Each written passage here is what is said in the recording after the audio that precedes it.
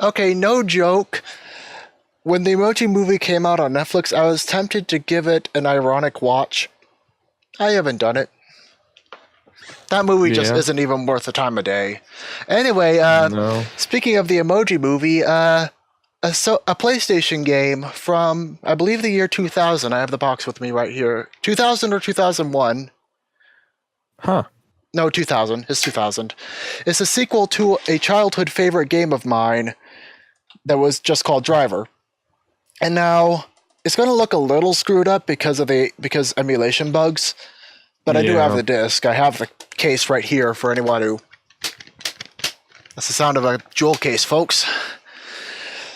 So basically, the entire thing you do with this game is just drive. Like, it's not like GTA where you go get out of the car and shoot buildings up and get your felony rating up. This game does have a felony meter, but the point of it is to... Wow, that's a laggy replay. Let's get out of that. Just the main point is just, use your driving expertise because you are an undercover cop who is like doing undercover James Bond stuff. And I'll tell you this much, the undercover missions in this game are hard. Like, they're not for the faint of heart. The first one was a little easier, but this is just, I don't even.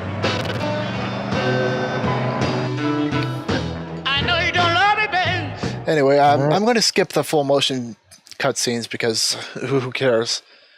Nobody plays a game for story. We all know that. Yeah. I mean, if you look at the sales chart for Doki Doki Literature Club, you might think otherwise, but no, that's just a facade. Literally. Jones here. We got ourselves some now that there's finally a mod that turns it into an actual dating sim, ready to make a move. I don't want to play it anymore. Before he blows. After playing through the messed up stuff and playing through a mod that had me save them. Oh man.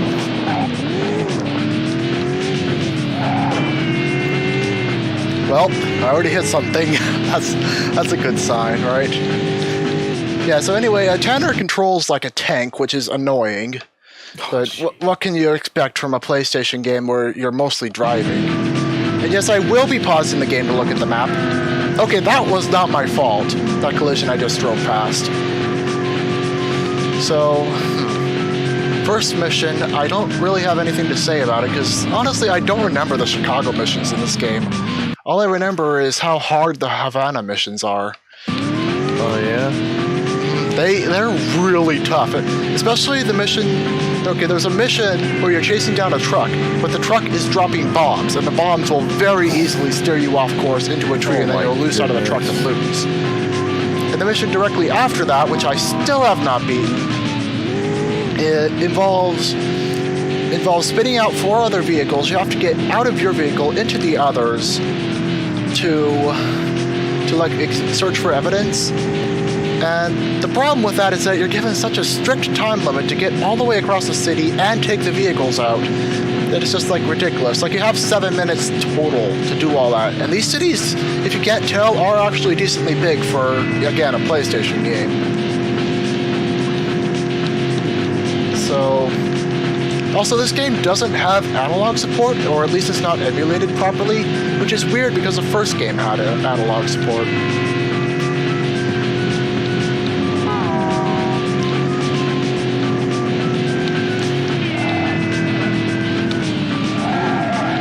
Fortunately, even without analog support, you can do hard turns by hitting the L1 button. What do you gotta do to get your felony out?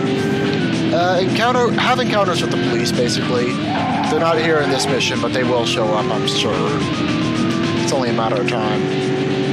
Yeah, that guy didn't use his blinker. He almost hit you. Well, another fun fact. You can't use a blinker either. You could do that in the first game, but again, the first game, it wasn't as technically advanced as this one, so I assume they just cut corners. Oh, that guy used it. Okay. Yeah, but here's the big gimmick of this game is just you get out of the car, and that gets involved in the story missions a bunch. Oh, wow. And I'm not going to save the game because the memory card screen crashes on my emulator, so... Wah. Also, can you hear that disk drive? Uh-oh. Definitely not as bad as the original PlayStation, mind you, but... Oh, yeah. It's a little loud. I opted out of getting a Blu-ray drive because I'd rather have... He's making a move. It was an additional $30 to get a Blu-ray drive, and I was like not wanting to do that at all.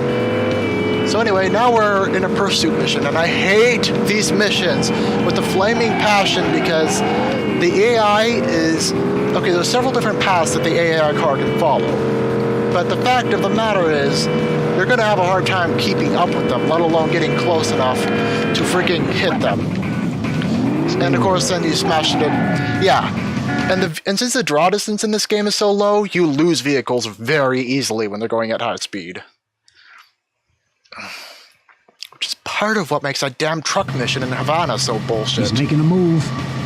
He's in the blue sedan across the street. Punch it. I mean, my mission text says stay with the sedan, so I guess all I have to do is chase it. But at the same time... And also another thing, when you hit that car, you're likely to spin out if you don't have control over your own vehicle, so... Kind of spun out there, you hit the building and you hit... Oh. Fortunately, the game is pretty lenient if you hit an object, like if you press up the side of the car against a building, for example, like drift into it, it'll be a little nice. Oh, shoot. Because... Oh, I keep expecting that bastard to turn. And I lost him. If I can't beat the story missions very effectively, I'll probably just go to free drive. Because, let's face it, the story mode missions, they don't show off the He's making a move. most entertaining part of the game, Blue audio sedan mode. across the street. Mostly because they're so difficult that it's frustrating. Wow, okay. Okay, I'm just going to restart right there, because that was terrible. Oh, I see what you mean by you thought he was going to turn. Mm-hmm. Yeah. He's making a move. Maybe I'm just bad at He's this in the blue game, I don't sedan even across the know. street. Yeah, I Punch don't it. think I could do it better. I'm better when it comes to driving games, analog stick. Yeah. Well, I have an analog stick, because despite... Yeah, I'm playing this on an emulator for PC, obviously, because who the hell has the means to record off of a console game?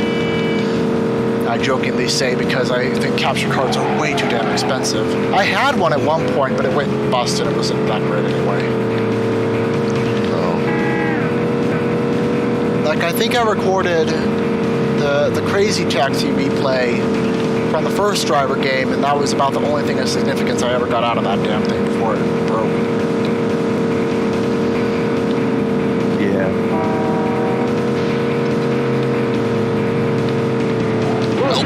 Okay. Geez, I should probably marry that traffic signal if I love it so much.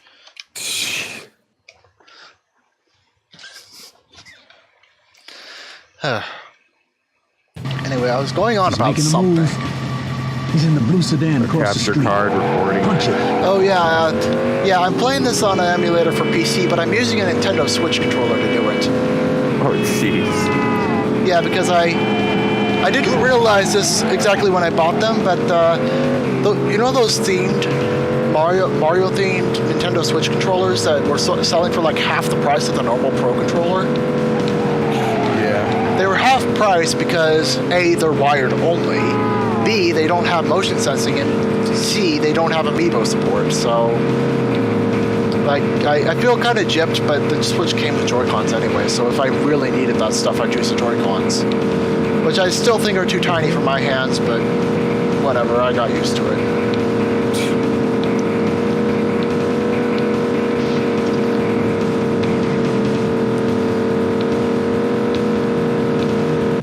Okay, well, that mission's... I didn't have to destroy the car at all. All I had to do was make sure I didn't lose them. Really? Yeah, some of the missions are like that, but it's not really obvious sometimes. when a mission needs you to smash a vehicle or just keep up with it. And he's escaped onto the train. Wonderful. Several attempts and I didn't even make the bust. Yes, okay, so on the topic of emulation, for some reason it's only the menus and the loading screens that are really screwed up with the emulation. We lost The regular gameplay is just fine. We'll make the pinch when he gets off. Like, you can see it chugging a little bit at that point, but it's slowed down way worse on original PlayStation 2 hardware. It also crashes on my PlayStation 2 Slim, so Yeah. the emulator is obviously the best way to play it at this point because it just crashes Jeez. on the OG PS2 Slim, which isn't the OG PS2, but you know what I mean. Okay, well, at least this train following mission is easier because you see where the train tracks are going. Like, the bigger problem is that you'll get ahead of the train, and then when it comes to an intersection, you may not realize where you need to go.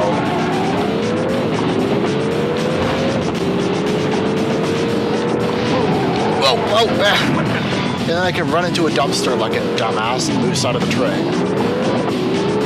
No, I can still catch it, Don't go out of my view distance, just...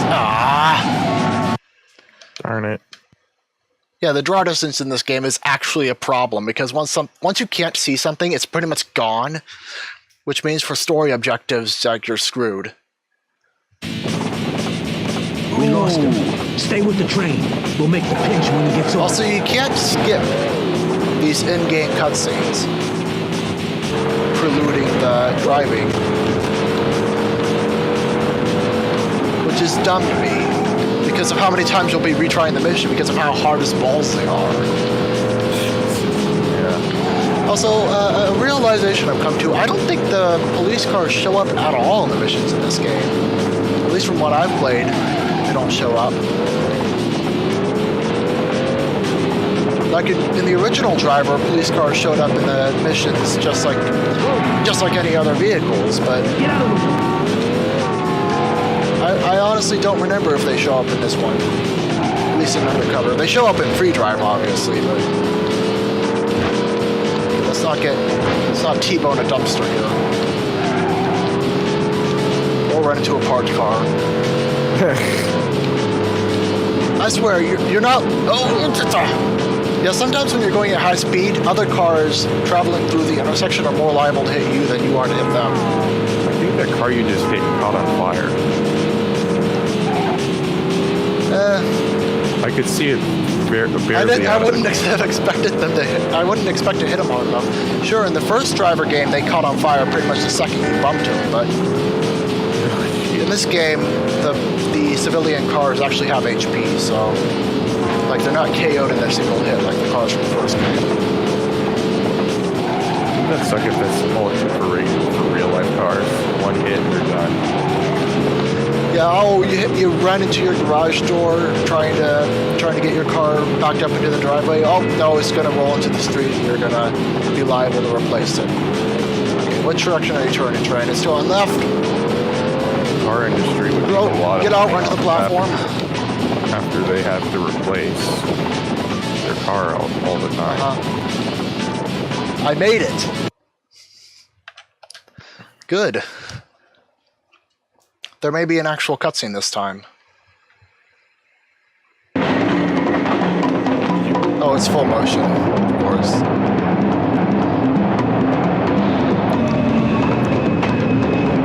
Yeah, I think this FMV is fairly passable for the time the game was made.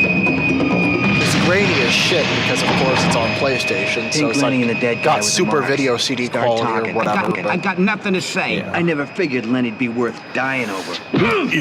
And also another difference between this game, which is rated T, by the way, between this game and the first game is that the first game had like branching missions. So like depending on what missions you chose, you'd alter the story a little bit. It wasn't significant because it was more like you choose A story or B story, and you follow C story no matter what. In this game, it's completely linear, which I think helps it a little bit because it's just it's more like the cop movies that they're paying homage to with this game. Man, I swear that's the crop. Also, FMV playback is Sounds like unusually our boy smooth. Pete Normally Lenny it's a little put bit himself in a choppier situation on the emulator. somewhere between Kane and Vasquez. One hell of a place to be. All guesses play even. Well, Lenny's gonna show next. If Kane gets to him, Pink Lenny How much longer is in this cutscene? pieces. I'm sorry, what were you asking? No, I was gonna say, I was like, you can't shoot the witness till after you get the information you need. At you? Yeah, well, you're late, you What screw era up. does this take place in, like Bring the the wheels to 70s the or alley. something? I think that was Sure no one's intentional seen you? because, again, it's paying Yeah, homage to the well, better be. 70s car chase movies. Yeah, it's a late 90s game, but it's paying homage to the 70s because apparently that was a cool thing to do in 1999, which is when the first driver came I out. thought it was... Listen, I want out.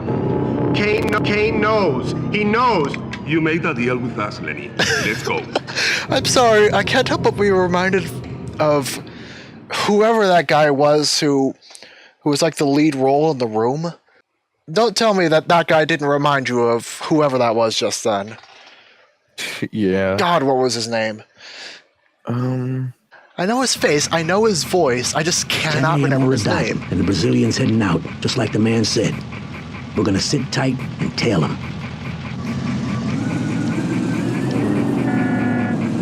Oh, the proximity mission. These are actually kind of rare.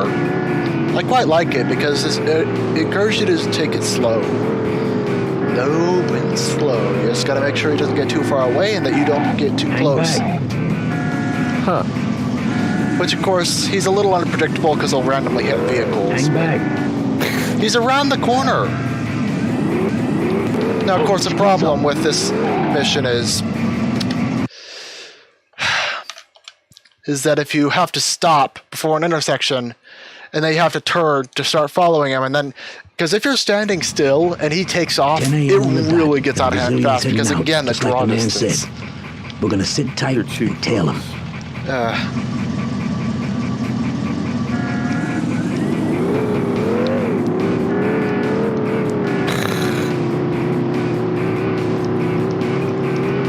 Are you gonna make reference to the Brazilian? You know.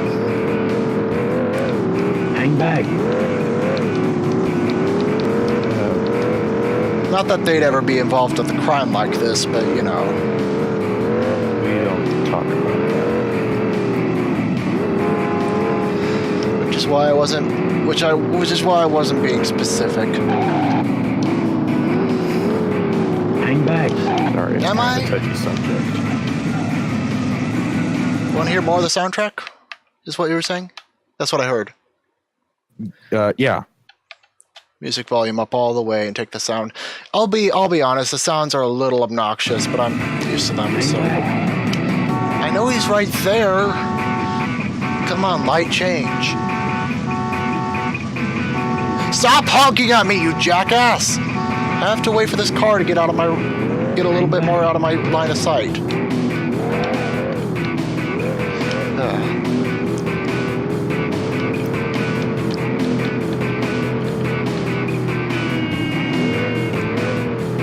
He's gonna wreck. He's gonna crash into that car.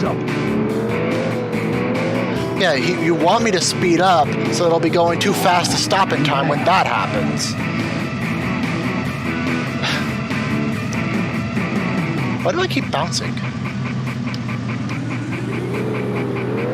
Pretty sure shock absorbers were invented by the 70s. Yeah, that's something I actually like about these cars, though. They're bouncy and fun to handle. Which, of course, I'm not really showing off at the moment I say that because I have to take it slow. But I did ride in a vehicle once when it was weighed down. The shock absorbers were weighed down. So when we were driving, all we were doing was bouncing. I'm like, so this is what it's like. Before they had those.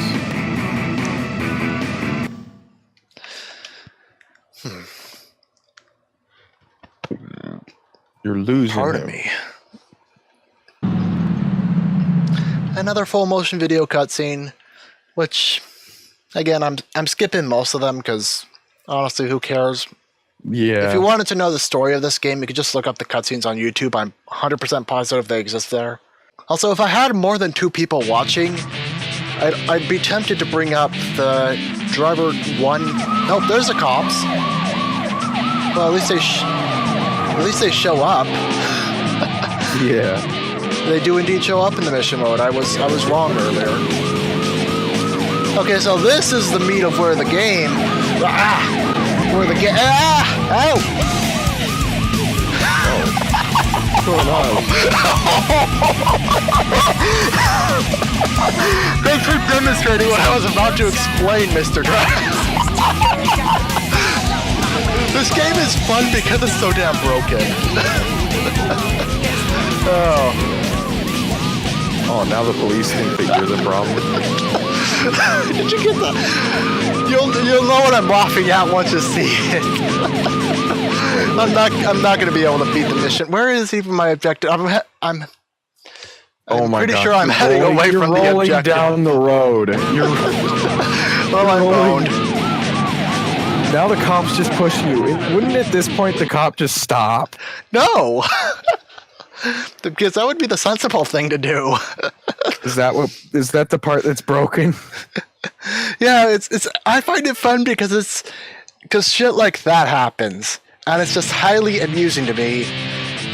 Like, it's supposed to be serious, but it's just comedic how the car physics can completely break at times and result in effects like your car rolling around at the speed of sound.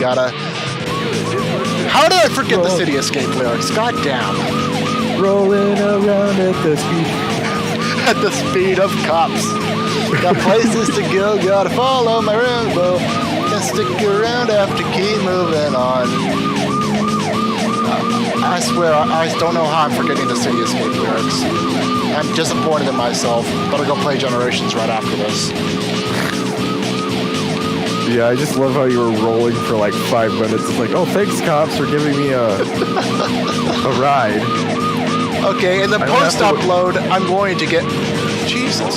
Also, another thing is the cops are so relentless that they'll smash right through innocent vehicles to get to you. Which is a good way to get them off your tail. Did you catch them?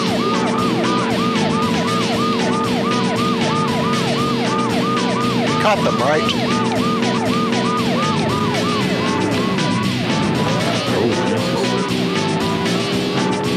I mean, I don't blame you if you catch them. I sped by them so quickly, but...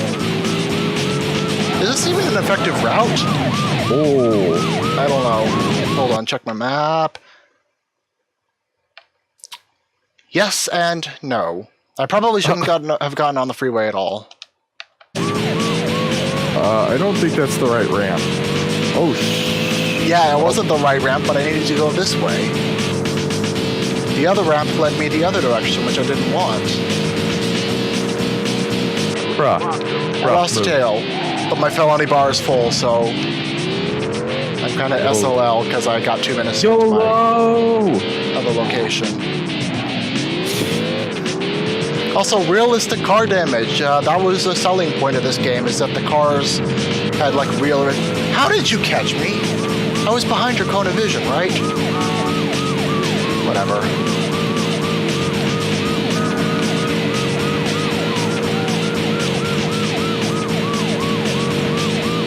Yeah, one of the best ways to exterminate the police is to get them to T-bone somebody.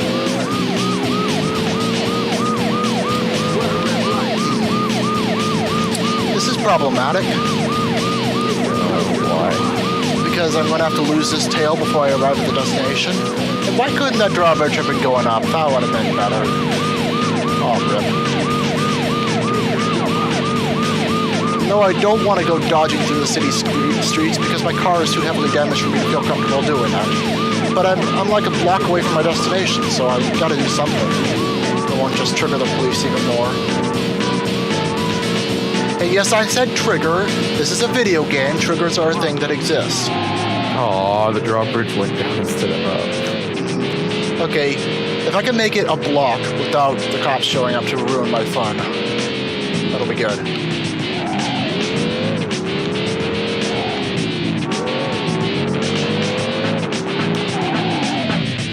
I made it back in one piece. Yeah, the Chicago missions are nowhere near as difficult as the Havana ones. Are we in Havana right now? No, we're still in Chicago. The Havana ones are the ones in the next city. Maybe it's just a Switch controller. Maybe the Switch Pro controller is just better for this game than the PlayStation one.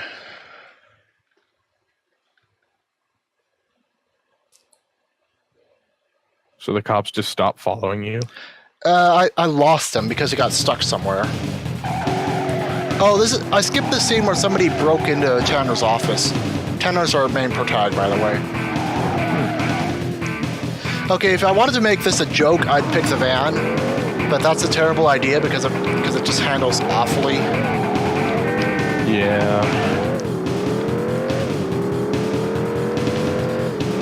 It is somewhat humorous that the van is a special vehicle because in Take a Ride mode, you can pick between 4 different cars, which include the one I'm driving, the one I'm chasing, the one with the thing over it, if you know what I mean, like the convertible top, and then the van.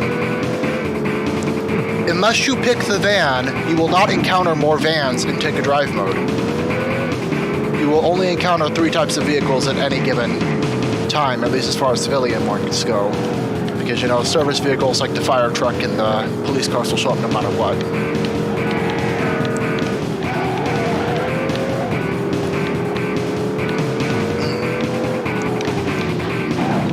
I hope I'm not supposed to wreck the intruder, but he doesn't have a damage bar, so I assume I just have to follow him. Ow! That hurt. Your car fixed itself like magic. Isn't that great? Yeah, regenerate. I did not lose. Okay, fine. I lost him, sure. Yeah, the cars... in the original driver, there were some missions where the car didn't repair itself between missions, which made some missions exponentially more difficult if you took too much damage in the last one, so... Thankfully, this game fixes that, and while it is a huge logical problem of how my car was suddenly repaired after just barely making it back here, it's just, you know, just a quality of life buff. Because it's like the missions are linear anyway, so they might as well just help you out wherever it's possible.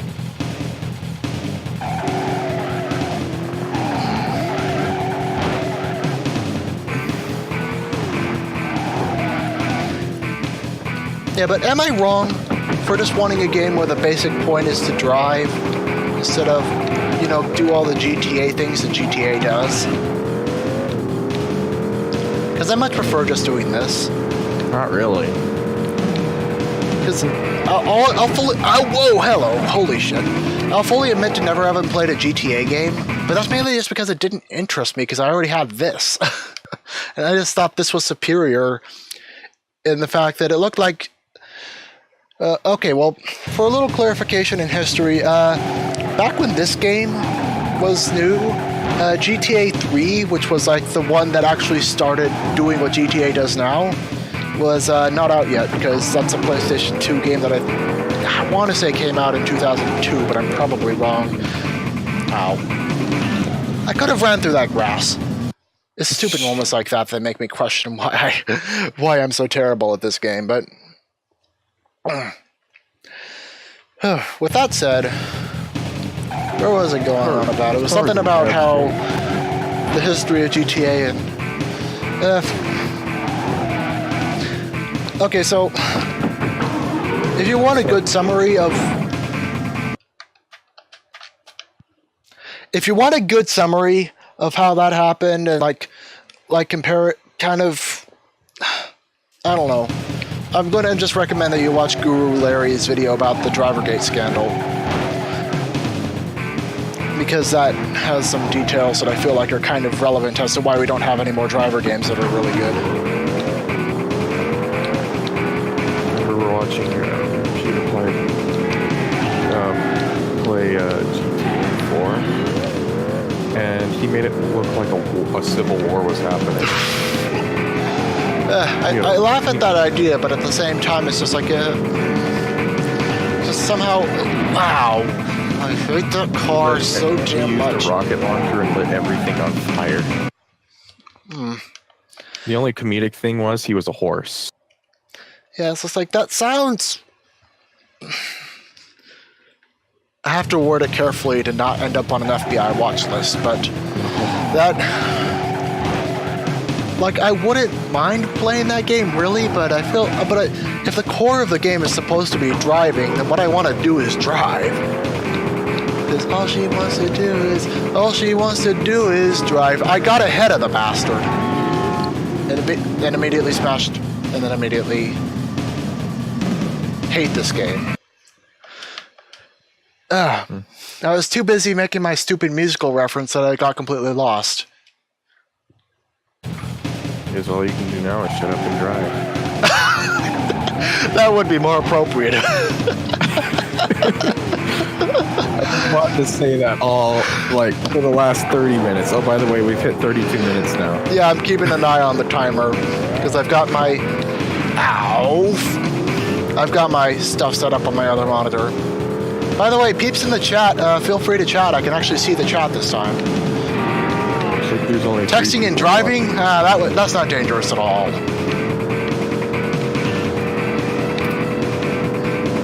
Okay, so you see, part of the reason I got lost there is because this fucker takes a different route sometimes.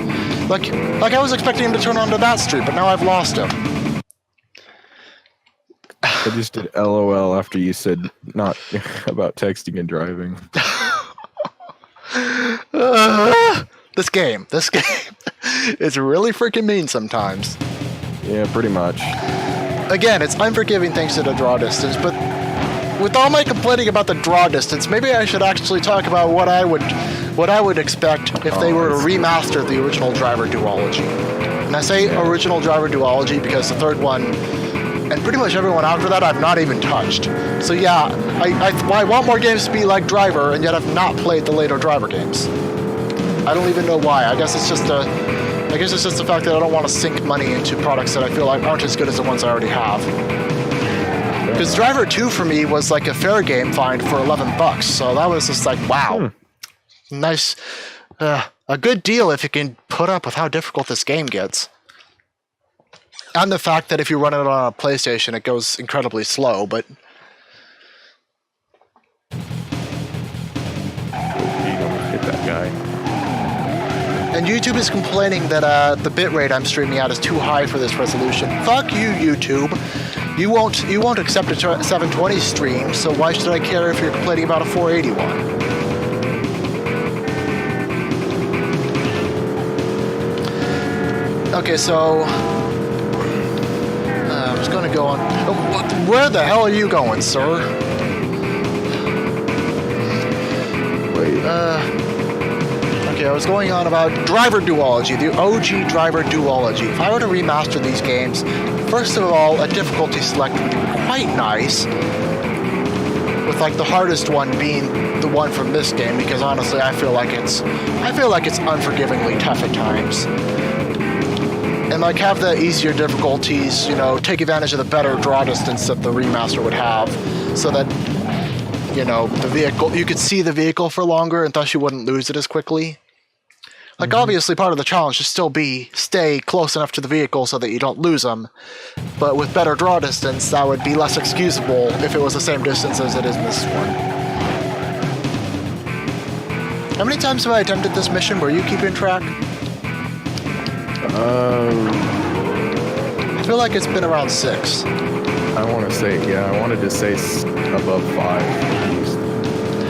Like, I probably shouldn't count the attempts where I just crash into shit and then restart. But I don't know. I don't know. At 40 minutes, I think I'll just go to take a drive mode. Yeah. Because, like, this is about halfway through the Chicago missions, if I'm not mistaken. And once you get into Havana, you'll probably be retrying every mission like 5 times.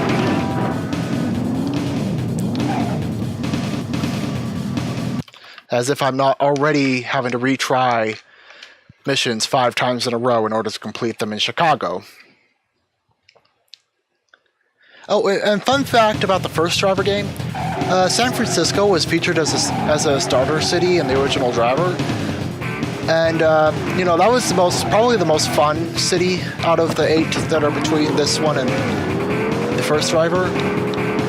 Because I used a cheat code to unlock Las Vegas and Rio. Screw you. I was going on. I actually had an interest in visiting San Francisco thanks to the first driver because Sacramento is only like 2 or 3 hours away from San Fran. So, and I think it was. I want to say it was my 11th or 12th birthday. We took a day trip out to San Francisco just to take a day trip out to San Francisco. You nailed him on that one. And you lost him at the same time. I think part of why I remember that. Whoa! He did not stop for me at all. Wow. Can't wait to see what happens next after that. I think. Okay, so back to my San Francisco story. I think part of the reason I remember the San Francisco trip is because my birthday was on a Monday, so I got a free day out of school to take the San Francisco trip. Ooh, I see what you mean.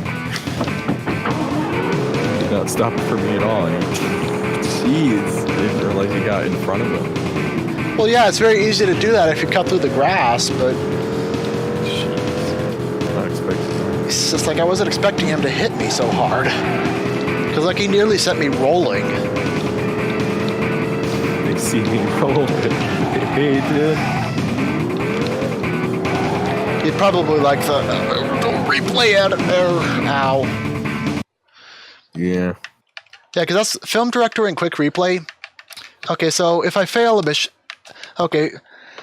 I'm tired of playing this mission, so for shits and giggles, I'm going to take the van this time, and then show off the replay editor.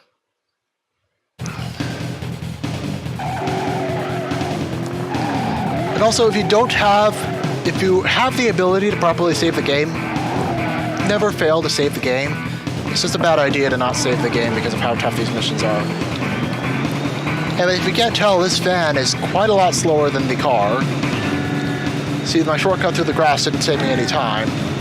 It's more resilient than the car, but its top speed is way lower and the handling sucks, and I'm going to lose that car very quickly.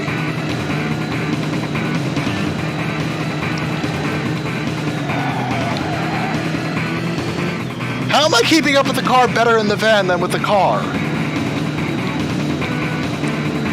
Okay, pedo van for the win.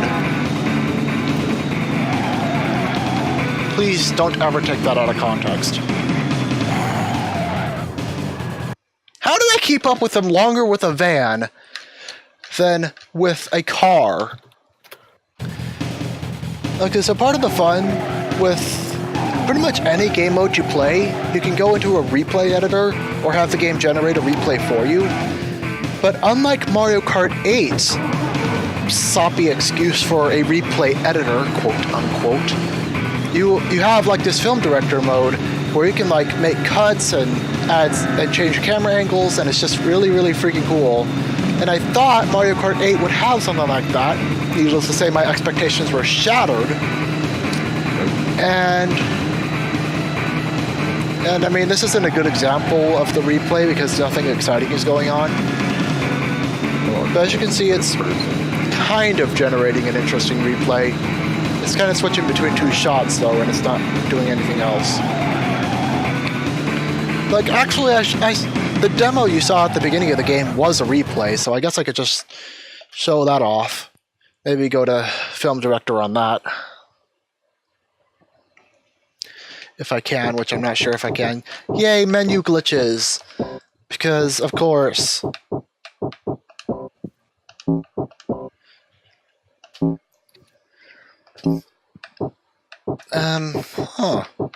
Replays. Show chase 1. I don't think I can go film director on the default replays. But yeah, the replays do a good job of showing off what you can do.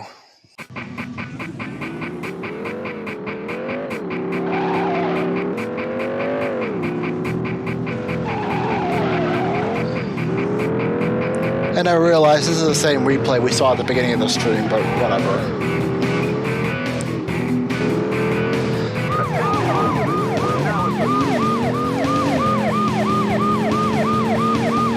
Any remarks from my co-host? Sorry. Sorry. Yeah, that's your response to when That's the response to when the gray car sneaks past the cop. Yeah. Sorry.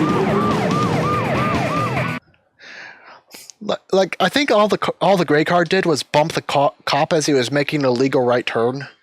But whatever. Anyway, take a ride. Las Vegas and Rio are locked because I don't have the cheat loaded.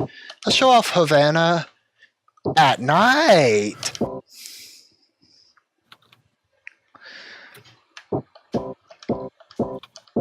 And I'm going to select the pickup truck because pickup truck is the Havana car that won't show up unless you pick it in free drive. Why is my frame rate suboptimal? I don't know. It's showing up as 20, which is not right. This should be running at 30. So yeah, drastically different change in scenery. Because we're now in, what city is, what country is Havana in? I want to say Cuba. I know it's Central America.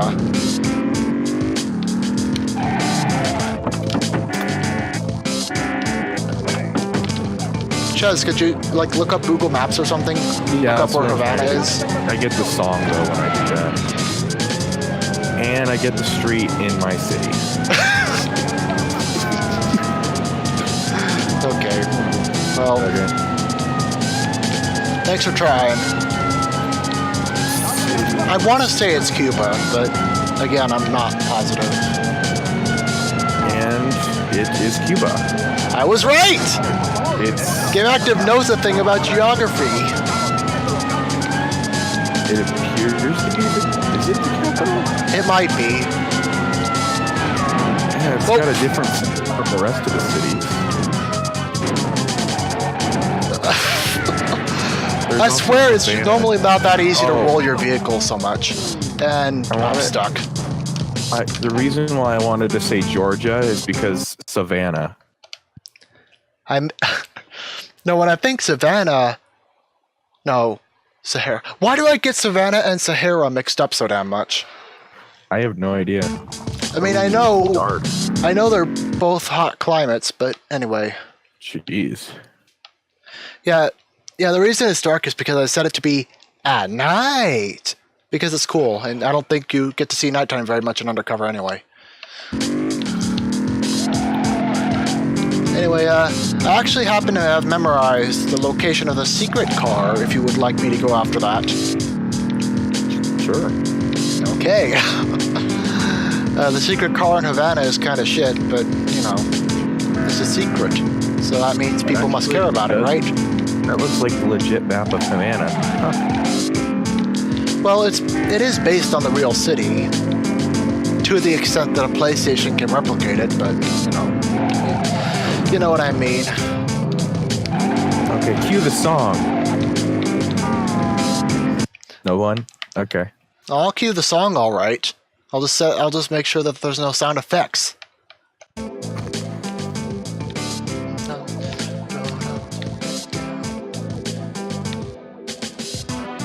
meant the Havana song, it'd get copyright though. I just realized it's nighttime. Wait, IRL or in the game? Because I'm sorry, now I lost the word. You have been saved from an insult thanks to my lack of knowing what word I was about to use. No, I meant in the game. No, real life, it's still not sunset yet. Oh, ooh, police. The menu didn't show up. I can still get out of the car. Get out of the car. Thank you. No, don't get back in the wrecked vehicle. That'll happen on occasion. That seems to be a reoccurring glitch that's very easy to do. If the hit that causes your car to become wrecked is from a police car, and that police car KOs himself, and you're no longer being chased, then you can generally get out of the car after it stops moving. Wasn't there an image where you got out of the car and you had full felony or something like that, and the cops are all around you? Oh, you mean the Driver 2 is racist image? Yeah. And for the person who's watching that, there's a little interesting little tidbit in Chicago. Well, actually, I think all the police in the game use the same model, but the police are black in this game, at least in Chicago. And Tanner is a white guy, so I don't know. I just found that interesting to point out, and you know, I try not to stir up controversy. Right. I just found that interesting. Wait, I'm not the only one watching. I thought you were the other person watching. I don't think it counts if I watch from the live stream dashboard. Because I saw it at 1 at one point, so... Yeah, I saw it at 1 at one point, sure. Haha. It's been jumping between 2 and 3. Yeah. Again, I know I don't have the audience for streaming to really be worth anything. Because nobody is typing in chat, but, you know, I do it anyway. I just feel like it's a fun excuse to spend a couple hours playing a game. Yeah. You know, instead of pre-recording it. I mean, in some cases, pre-recording makes more sense. Cough. Sounds of love. Cough. Wait, am I going the wrong way? I don't need to go that way. I need to turn around and then go right. The full screen map is so helpful in this game. Although, speaking of Sounds of Her Devil, I found... yeah, I shared the screenshot that I ported Sari to The Sims 3. And I actually used her in a playthrough where... I think I made her a politician who plays piano in her off time. And I know she plays a harp in Sounds of Her Love, but Late Night doesn't add a harp as an instrument, and the piano was the closest thing. Just launched the car into another vehicle that just drove on by unfazed. It is damn hot in this room that I'm in right now, but if I turn the fan's oscillator on, then you guys will start hearing the fan noise, so...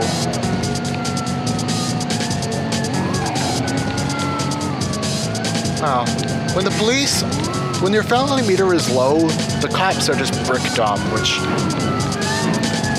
you know, unfortunate consequence of scaling difficulty. Because it does work like the 5 stars rating in GTA, except that it's a solid bar instead of the stars. Because like when the bar is quarter full, then additional police will start spawning, and I think halfway is when roadblocks will appear. Which is why you notice I keep switching vehicles after I kill the cops, because, you know, when you get into a new vehicle, it doesn't automatically bump felony up for Grand Theft Auto, but... Which is an actual crime, from what I know. Like, that's the actual name of the crime where you go steal an automobile. Now, I don't know if there's any stipulations as to what type of vehicle, but... Just know that Grand Theft Auto, as far as I can tell, is not original to the video games. Whoa! Okay. Another case of the cops sending me way farther than they ever had to. Get out of the grass! Oh, rendering glitch. That's the inside of a tunnel you just saw off to the left. Okay, well this isn't good. If the police are on my tail... Oh no, I'm right at the route to the secret end. Oh.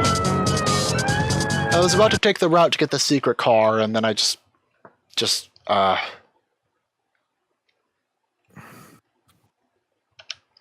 guess I'll go back to Chicago, because apparently my luck is better there. I think I hit Deo well. Well, yeah, you're a foreigner.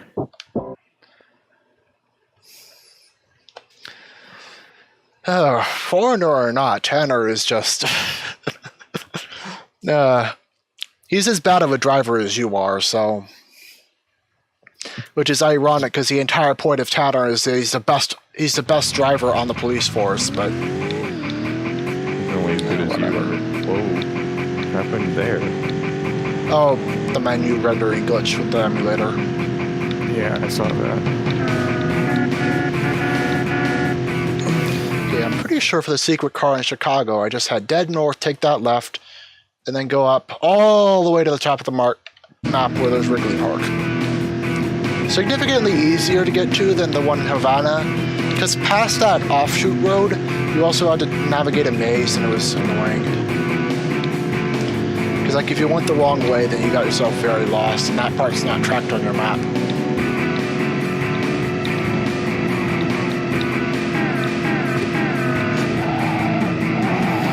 Oh, clear the drawbridge! Finally some excitement. Clear the drawbridge, clear the drawbridge, clear the drawbridge! Yes. Also, fun fact, I've never seen traffic on the roads that have drawbridges, because apparently they couldn't program the AI to not turn onto a street with a lifted drawbridge. Whatever. Imagine if they didn't, you just saw cars driving into the water. Well, if you fall off the bridge, then you're just immediately wrecked, no questions asked. Because the game doesn't know how to handle a swimming car. Maybe the swimming car can handle itself.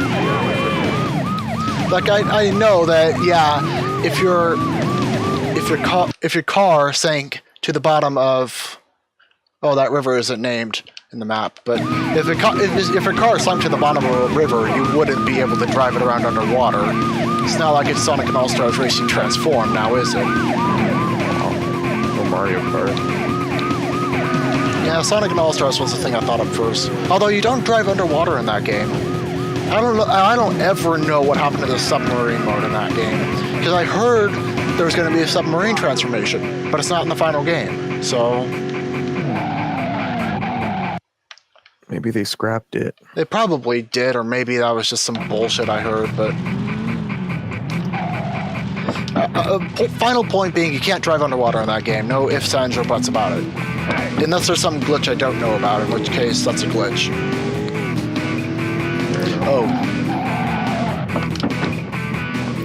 Obviously, I gotta make an upgrade here. Hey, don't you drive off. There we go. That's better.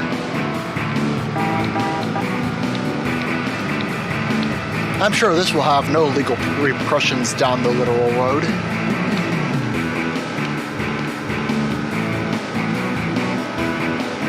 And also, fun fact, buses appear in 2 of the other cities, but this is the only city where it's a school bus.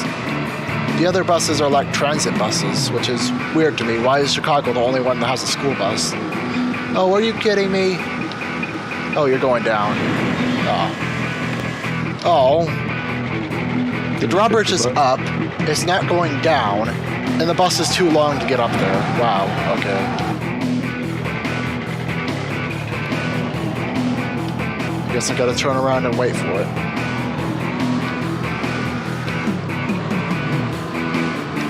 Okay, where are all the other cars? Oh, you're kidding. It doesn't take too long usually. Like, I think it's going down now. They've got to help me if I can't make this jump. Come on! Come on!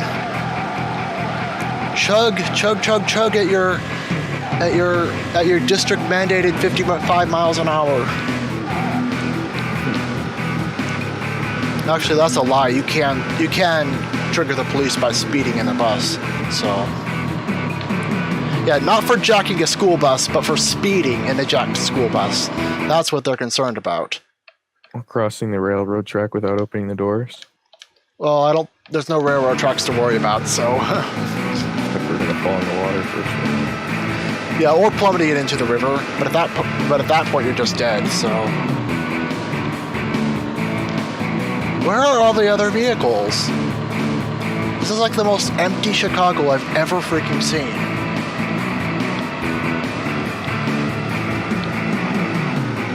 Yeah, it looks like Detroit. You see me? Oh. Coming up right behind the police. No comment on that? I can get fast. I can move past the police. It's a risky endeavor because, you know, there's a very small margin of error between I'm going fast enough to pass him and I'm going fast enough to trigger him, so... I'm actually going to use the god-awful first-person camera to make sure I don't bump him. I can't be the only one who dislikes the first-person camera in driving games. Yeah. Like, oh! Why did you stop so suddenly? Bad police officer. You know what? Screw everything. Give me a kiss.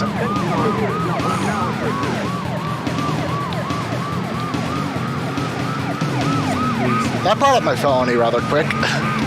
And now he's fast enough to outpace me, and there's a roadblock. Yeah, but look at that. I just T-boned that police car with like minimal damage taken, considering I just T-boned a police car. That's the thing about the larger vehicles. They're heavy and slow as ass, but they can take a beating. What the? There's a third cop on my tail? Okay, every source I've read says that in Driver 1 and 2 for the PlayStation, you can only have 2 cops tailing you at a time. That's kind of false. I mean, the third one isn't doing a very good job of tailing me, but shoot, I think I needed to turn off there. I needed to turn off there. Okay, guys, let's turn this gravy train around. And I'm not just saying that because we form a train, with me being the locomotive. Ow. Ah, there's one more. Okay, thank you. Okay, let's get out of that. Ouch. You're gonna see that. I just clipped through that car, no questions asked. Jeez. And now, since there's a bunch of vehicles, I have to walk a bit in order for more to spawn. Because the vehicle spawning mechanics work like, of all things, entity spawning mechanics in Minecraft, where after there's a certain amount of zombies on the screen, it won't spawn more zombies. So you have to either go far enough away that they despawn or kill them before you can get more enemies to show up. I'll be right back. Okay, so, yeah, it's gonna take me a while. It's probably gonna take me a while to figure out the secret entrance again. Hello? Hi. I'll be right back. Okay. Sorry.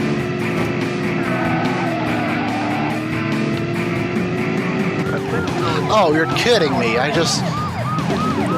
don't pay enough attention to the map sometimes. Like, if I'm at my destination, I don't care about what's on the map, which I really should, because, like, you don't want police tailing you at your destination. That's just not an ideal situation to be in.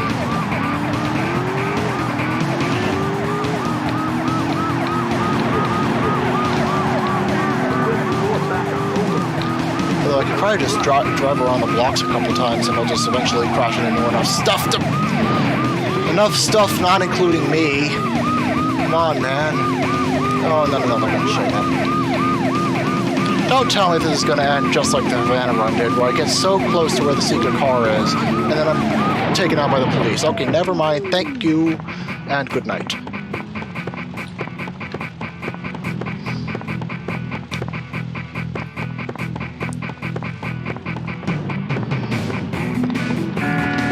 Like a vehicle to get back to the stadium, because the stadium is where the secret car is at, so just pay attention and make sure there's not any white that ends up on that map.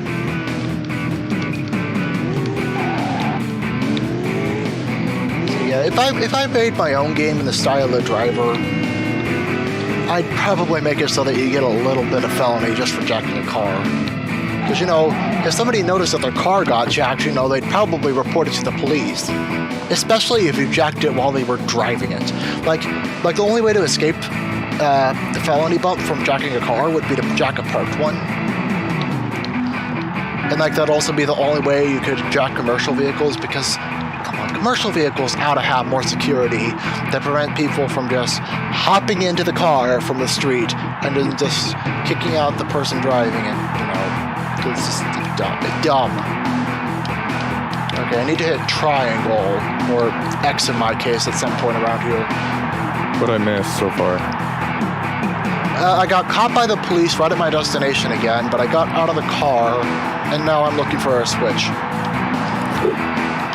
Because a lot of secret cars in this game involve flicking switches in order to perform actions that unlock the area. I unfortunately got pulled into Sword and Laundry, so it'll be a little longer, just an update. I'm not going at the wrong place, am I?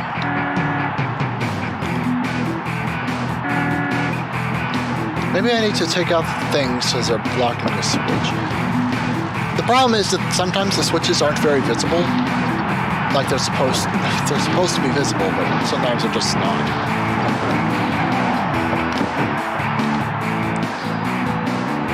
Like, do you see a switch on this wall? Because I kind of don't. Or maybe it's the tickets. It's the tickets, right? Okay, so I buy a ticket and then I unlock a secret area.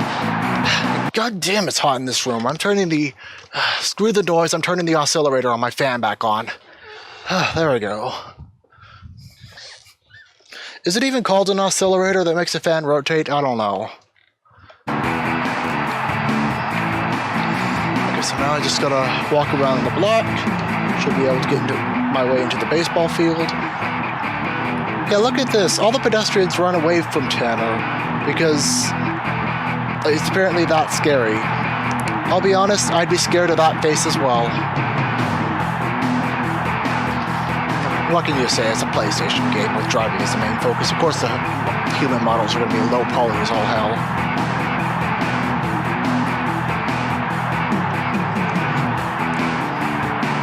Wow, what an audience for a non-existent baseball game. Guess that just proves how much of a facade sports teams are, if that's an insult I can even justify making. Which I can, because I don't understand sports, like, at all. The only reason that I don't wish sports weren't as popular as they are, because sports make a really easy analogy for politics. So I come back to this. Yeah, the baseball field, despite there being a very loud crowd, there's nobody playing. So anyway, I found the secret car. Now this beauty was on the back of the box for the first driver game, but was not in the first driver. So as an apology, it appears here. I mean, it doesn't... Ow. And the first thing I do is running into a gate. I was only gone like 5 minutes, right? Yeah. Now, it's not... It's a sports car. Like, what do you expect from those stripes on the front? Yeah. So it performs really well. The only thing is its handling is kind of bad, and of course it's not that durable, being that it is a car and not a bus. So, but man, look at this top speed. Like, this is the fastest car in this game, I'm pretty sure. Crashed right into the gate. And like, you can get this the first time you play the game if you know where to look, which is kind of a contradictory statement. How would you know where to look if you've never played the game before? But, you know, like, I'm pretty sure this thing will easily outpace police, at least on the lowest felony. The thing that sucks is I'm pretty sure you can only get this car once per run of the free drive, because I'm pretty sure if you get out of this car and go back to the stadium, I'm pretty sure the car will not still be there. So like, once you wreck this one, it's done, and you gotta restart in order to get it again. Which sucks, because I don't know if this is a running theme. I don't know if this is the case with Las Vegas's and Rio's secret cars, because I still haven't managed to find those. But Havana and Chicago have their secret cars across the map of where you spawn in the Just Drive mode. Yeah. So it's like you have to actually go out of your way to get this car. It's not like you can just hit a secret button on the select screen. Although I think after you unlock the secret car, you can pick it to start with. So what am I even saying? Like, all you have to, after you wreck it, you just go back to the main menu, select Chicago again, and then you can play this car right off the bat. I don't think you have to beat anything else in order to do that. You just have to unlock it and then save your settings on the memory card. Yeah.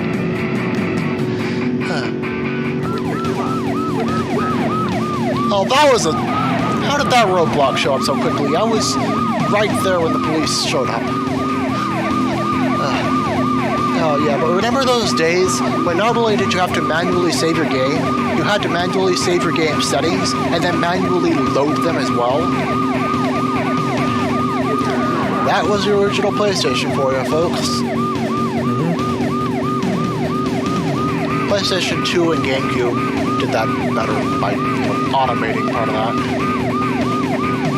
Like Super Monkey Ball still had you manually load settings, but at least it auto-saved. Or maybe it auto-loaded as well if your autosave was turned on. Anyway, I'm gonna... my arm. Hey, Mr. Arm, a control stick on a Nintendo Switch Pro controller is not a steering wheel. Calm down. Okay, I think if I just select... Yes, I think that's it. I think I have it selected so I can just start with the vehicle in Take a Ride mode. I couldn't remember what Take a Ride mode was called. I just kept calling it Free Drive and Just Drive. So now I just have this... I think it's based on a Ford GT something. All the cars in this game are brand name because, you know, paying licensing fees for real car brands in an era where you can barely tell what they are is just stupid. And also Reflections was like not the most AAA of developers, if you catch my drift. So Reflections made damn good games though. So like they made the Destruction Derby games as well, which is kind of like a precursor to Driver, except the Destruction Derby games aren't as good, at least the first one isn't. I mean, I guess if I wanted to when I want to wrap the stream up, I might pop Destruction Derby in. I haven't tested it on emulator though, so it might just crash.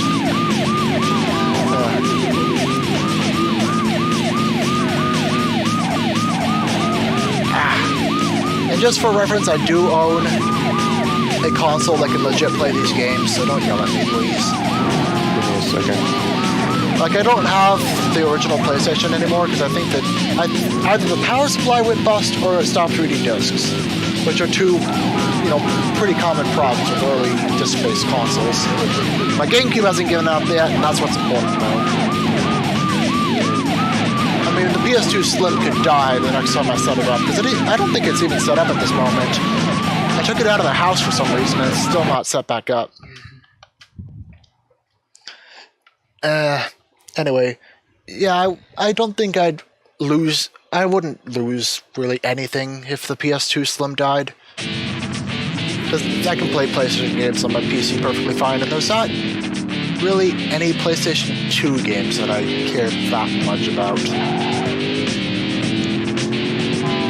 I mean, the console version of The Sims 2 is interesting, but it's not really...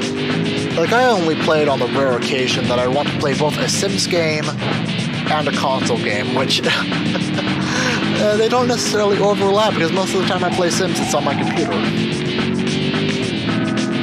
Although, speaking of that atrocity on livestream, do you ever want to follow up on that?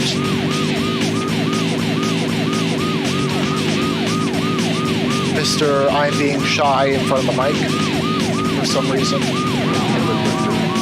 I know I'm talking too damn much, but seriously.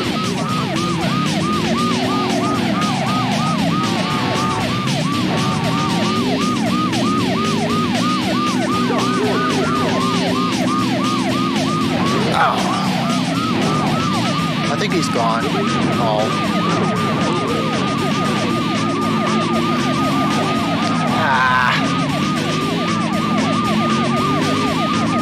Yeah, I never said I was particularly skilled with handling cars. I just have fun with the physics because they're bouncy and they handle well, okay? My problem with quote-unquote realistic car physics in more modern games is that the handling on them feels like shit compared to this. Like, you see this turning? That turning is just full tilt analog without I guess you could call it the drift button. With the drift button, it's more like that, which isn't much better because I'm going at full speed in a car that doesn't handle that great, but...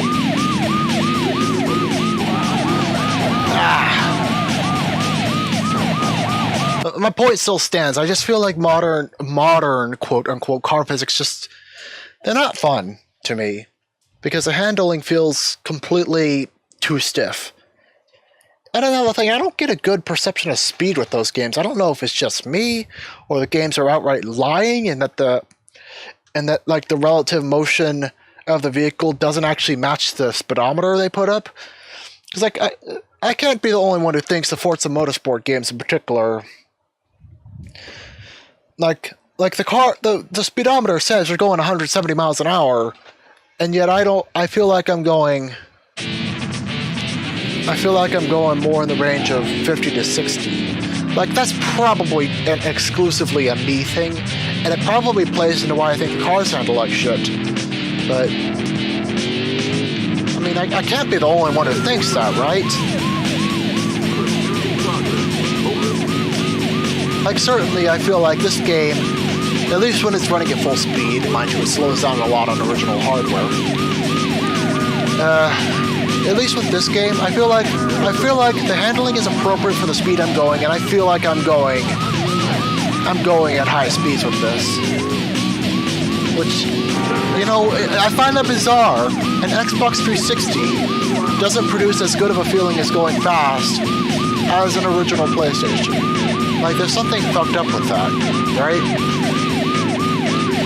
Like, it's not just because I'm wanting to rag on Xbox. Because I take a look at Sonic Unleashed gameplay and say, yeah, that's definitely faster than Adventure. What? So it's just like, it's not like older graphics make me perceive things as moving faster. Like, that's a theory I just came up with on the spot, and I know it's not true because, like, I get a good perception of speed with other games, just not Forza Motorsport for some reason.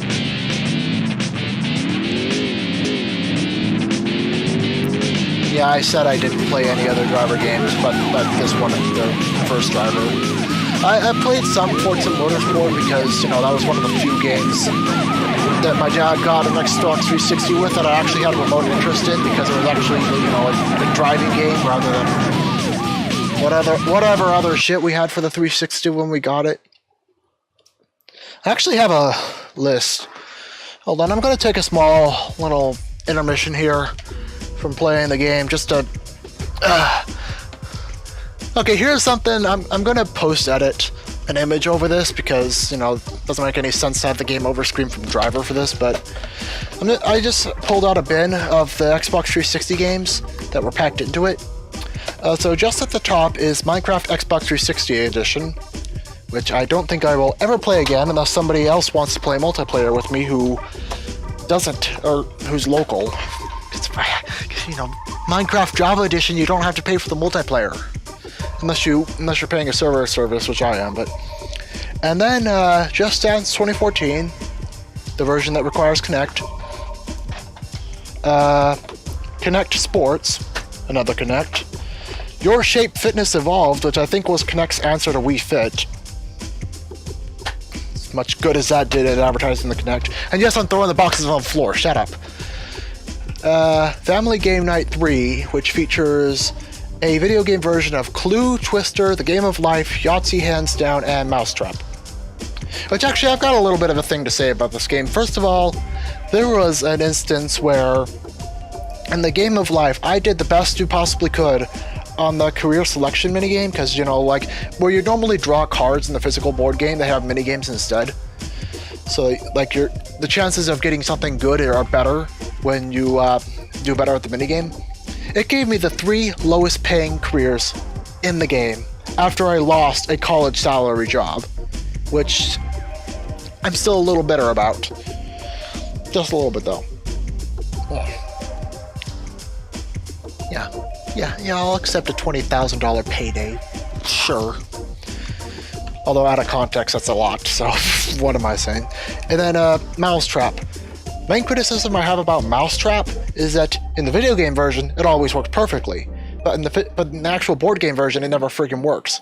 Which is sad to me because the board game version is more interesting because, you know, you put it together and there's physical parts to move around, and the chance of failure is interesting, but the fact is, it's all or nothing. If you play the digital version, it always worked. If you try the physical version, it always fails.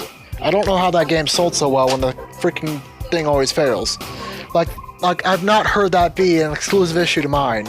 Like, the general consensus is that game will fail you more often than not. Oh. Connect Adventures, which I feel like this was...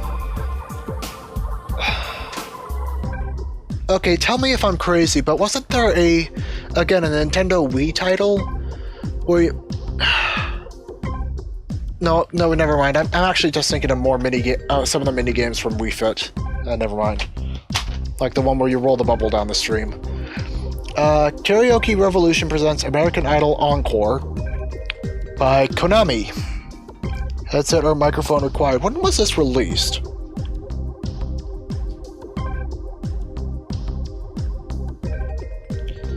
Apparently it supports up to 8 players. I'll believe that when I see it, which I don't think I'll ever see because I don't think this game has been put in the Xbox for years. I'm trying to find the copyright date because I want to know when this was released. Because like, wasn't American Idol already on its way out by like 2008?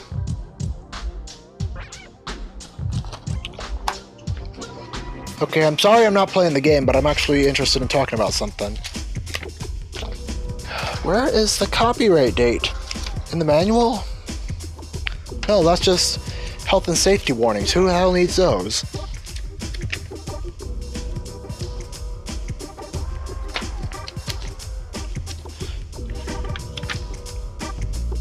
Yeah, I can't tell. I'm presuming it was early in the Xbox 360's lifespan, because who the hell gave a crap about American Idol post the Xbox 360? Although I did see a billboard. Apparently it's still going for anyone who cares about American Idol. Connect Sports Season 2.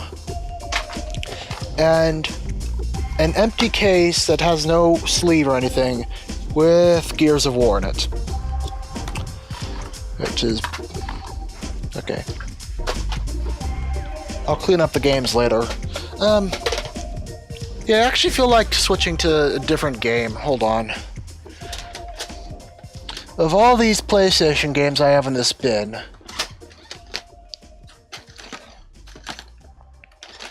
Huh. Ches, are you still there, like, at all? No, probably not. I'm all alone. If not, I was going to oh yeah, I put that in the crap case. So there is a certain infamous PlayStation game that I happened to find while digging through the rest of them. And Dollar Luigi suggested that I play it on my emulator because fuck you, Dollar Luigi.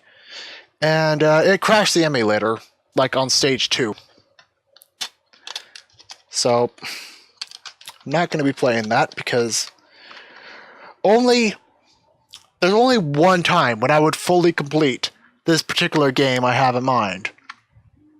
And that would be if someone from Brain Scratch Commentaries approached me and said, hey, you have a physical copy of this shit game. Record it for us and we'll do a commentary with you. At that point, then I'd actually suck it up, put the game on my computer and play and record it for Brain Scratch. But only Brain Scratch. Not Hellfire, not Runaway Guys, even though those are live, so that doesn't count. No commentary channels other than Brain Scratch would get me to convince me to do that. Because, goddamn, I hate this game. It sucks, and I kind of just want to throw it out, but at the same time, I just want to keep it because, you know, it's the only really shit PlayStation game that I know I have. Crack Logo, Legend of the Gobos. Frogger. Yeah, there's a Frogger game for the original PlayStation. It's kind of cool. Dirt Jockey, Cool Borders.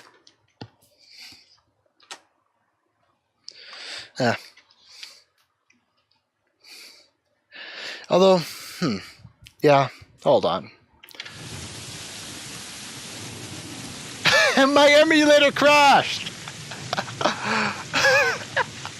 I exit full screen and my emulator crashes. That's actually perfect because I need to restart the emulator in order to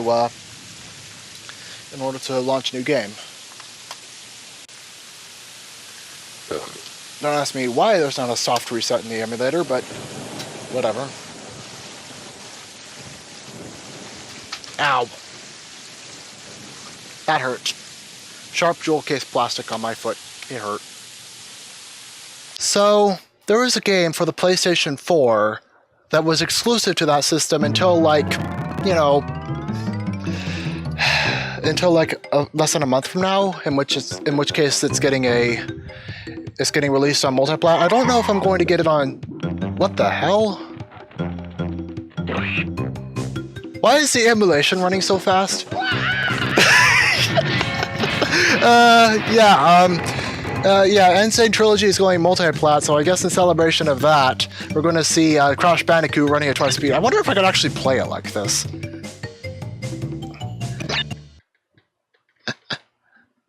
So yeah, the only Crash Bandicoot game I have is the first one, which of course is, you know, the worst of the original trilogy.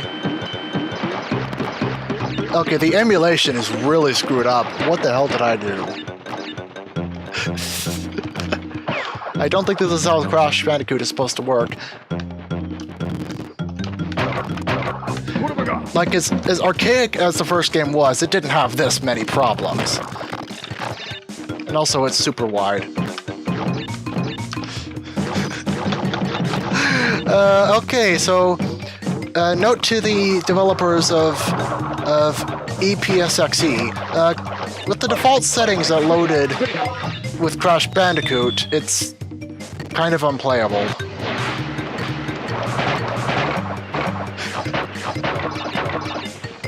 But hey, now I actually can see the Wumpa fruit with enough detail to realize that they're flat. That's cool, I guess. Yeah, that frame rate, man, is just... And also, the fact that it's stretched out so much is really making it hard. As if it carried over the settings from Driver 2, I don't understand why it's running like this. And if it didn't, why the... Oh, no! Sorry. Ah, that's an insect. Sorry I was gone so long. Ah! Go away! Go away! Go away! Go away! Go away! Stupid insect! I'm sorry, I'm having an encounter with the most terrifying insect and I hate it. How long was I gone this time? I think 10 minutes. I just rattled off a bunch of Xbox 360 games and switched to Crash Bandicoot, which isn't playing well for some reason. Doesn't appear that And there way. was that. I fucking hate whatever that insect is. It's got long legs like a spider, but it fucking flies. And then when it's on a wall, it like hops against the wall. I don't even know how it's physically possible. I hate that bug. Its movement is erratic, and it's just... There's very few bugs that'll get me to freak out like that one does.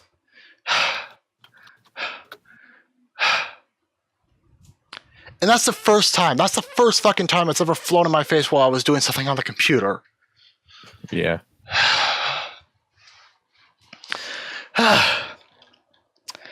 Anyway, you have any experience with Crash Bandicoot? No.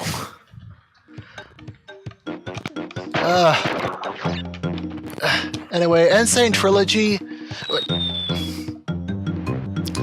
Well, I'll tell you this much: if I got Insane Trilogy, I'd be able to play Crash 1 on my PC without the frame rate going insane. Yeah. I don't even know why I'm smashing all the boxes. The second you die in this game, it's over, and you gotta restart the whole shebang if you want that gem. But fuck this. I'm not going after all the gems in this version of the game. I may not even do it in the Insane Trilogy because I'm not very good at Crash Bandicoot, and probably if I got Insane Trilogy and actually played it often enough to, you know, master the... Okay, the fact that this is stretched so badly is really fucking with my depth perception. I don't know what the heck is wrong. Hold on. I said I would try to play it like that, but I can't even jump over a pit. And my emulator crashed again. The problem is, oh, shut up. Okay, so... Okay, but here's the problem. I can't configure video settings once I'm into the game, so... Yeah, you know what? Screw it. I'm gonna play something different that doesn't rely on the emulator working correctly. That's bizarre. Like, even after I changed the settings to be more PSX-esque, that, it still had the stretching problem. I don't know. Oh, I have items in my inbox. Unread chat maxes. There's no sound. Why is there... What is with Sega games and not working consistently on Steam? Sega. There we go. And OBS is not capturing it. Why? I can't win. I simply cannot win. And of course there's no graphic settings in the game itself. I have to go through the freaking other... I don't understand how this is so difficult. I don't either. Expect something to just work. Display mode, shutter quality.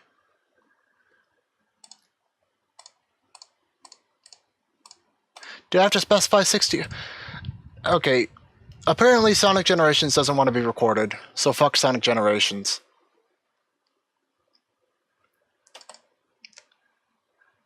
Let's see if this fares any better. Because goddammit, after mentioning City Escape, of course I want to play City Escape now. Okay, please just default to the 360 controller so I don't have to mess with the Switch one.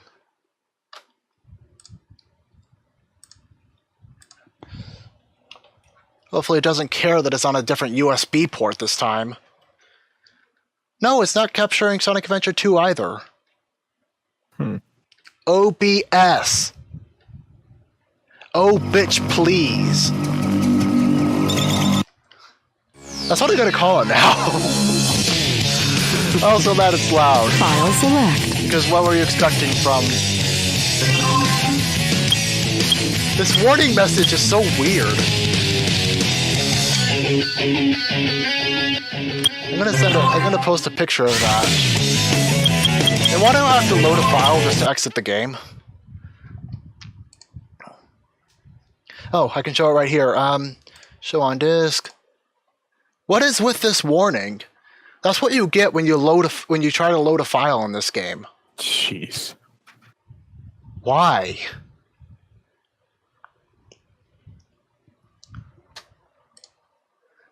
It's like, geez, when you were porting this game to x86 Sega, maybe you should have thought, maybe we should have fixed some of the wording in the game since we're pretty much having to do a port job anyway because, you know, we want to add widescreen support and shit.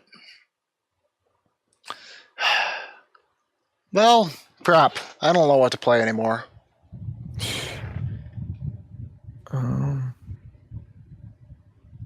What is this?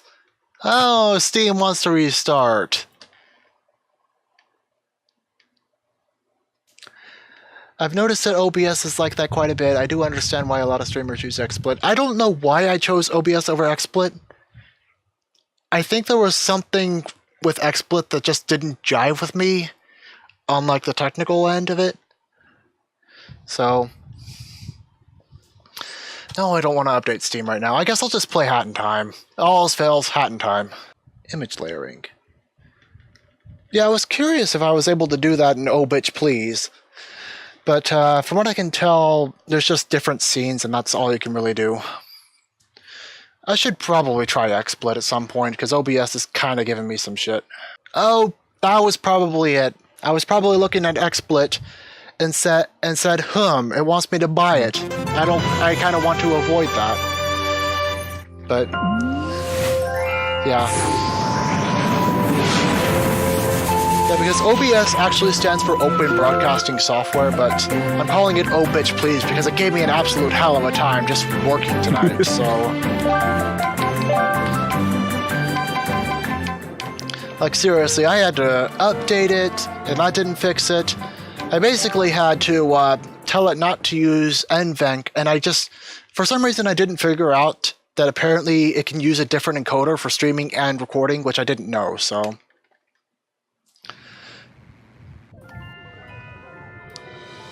Yeah, but that's where the question comes in. What is free bare minimum XSplit compared to OBS? I don't know. Wow, I left myself a terror when I saved the game last. It's only 480p, I know, but that's because I was playing a PlayStation game originally, but I just got bored of that, and other PlayStation games didn't work, so...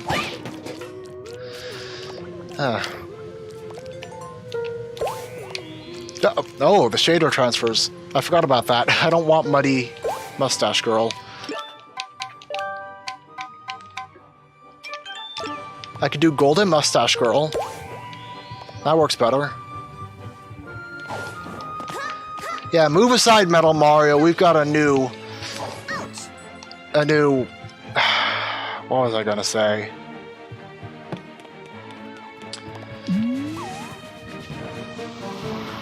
Actually, there is a Gold Mario character. I think he was established as a separate character come Mario Kart 8 Deluxe.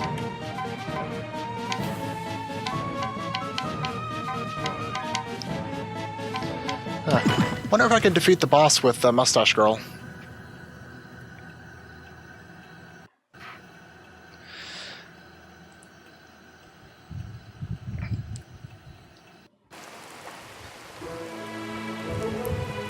Free XSplit is void to capture it from the game itself. That is enough of a turnoff for me to not want to use it, because that's the most efficient way to record games from what I've learned. At least if you want to keep the frame rate intact. Yeah. Like, at least with Bandicam, between the screen recorder mode, which captures, you know, pretty much everything, You took your time. and Get these the game capture mode, the screen recorder was pretty much locked to 30 FPS. Whereas, wow, Mustache Girl has a really good slap. But she also has bombs. good job, kid. Anyway, so I was saying something about... So at least with my experimenting with Bandicam, it's very much preferred that you capture the game itself rather than the screen. I slid into the entrance, and now Mustache Girl is just laying there.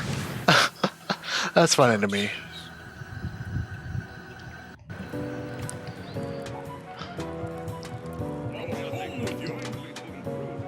Yeah, not only does OBS have the game recording feature, it also has, you know, local recording, which for me is important, because if you can't tell by the shit quality of the stream, my internet connection can't exactly handle the top tier of, you know, recording. It can do 480p at super high bit rates just fine. YouTube has been complaining that I'm too high on the bit rates. Too high of a bit rate for 480p, but at 720 it'll cry uncle every time, so... And I figured for PlayStation games, well, it doesn't matter at all, so...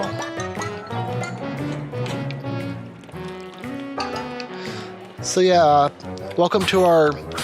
For some reason you can't beat up the Mafia in the restroom. And I don't even want to know what's going on in that stall. Yeah, but welcome to a romp of Golden Mustache Girl crashes the Mafia. Which, you know what? You can connect this to Driver, because the whole thing about Driver is that you're an undercover police officer, and, you know, you're doing work for... Not really a mafia, I don't think. You are doing work for a crime boss eventually. I don't think it's necessarily a mafia, though. Yeesh. Well, if I didn't have the shader on, it may be a little more obvious, but I feel like the mustache is just like a fake mustache taped on. Maybe real, I don't know. The lead protag in this game gains different abilities by just wearing different hats, weaved out of fabric she found. I would completely believe that a little 7-year-old girl from Mafia Town would be able to grow a mustache just because. Just as likely as I would believe she'd be made out of solid gold, but... Which... I have no reason not to believe. Like you're seeing this, right? Video games never lie to people. You can always believe what you see on TV, so video games have that same same authority, right?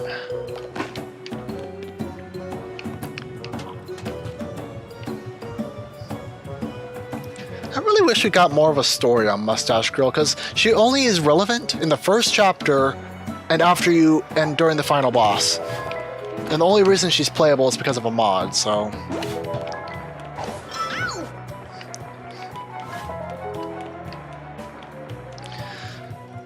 I think Hat in Time eventually is receiving a co-op mode. I wonder who the second player for that is going to be.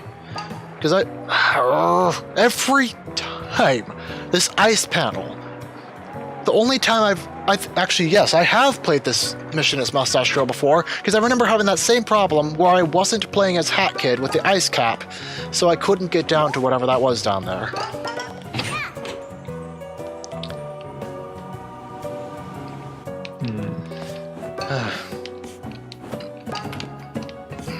It's probably just a ball of yarn, which, you know, I have all of them, pretty much. Like, I have all the hats, so I don't need any more yarn.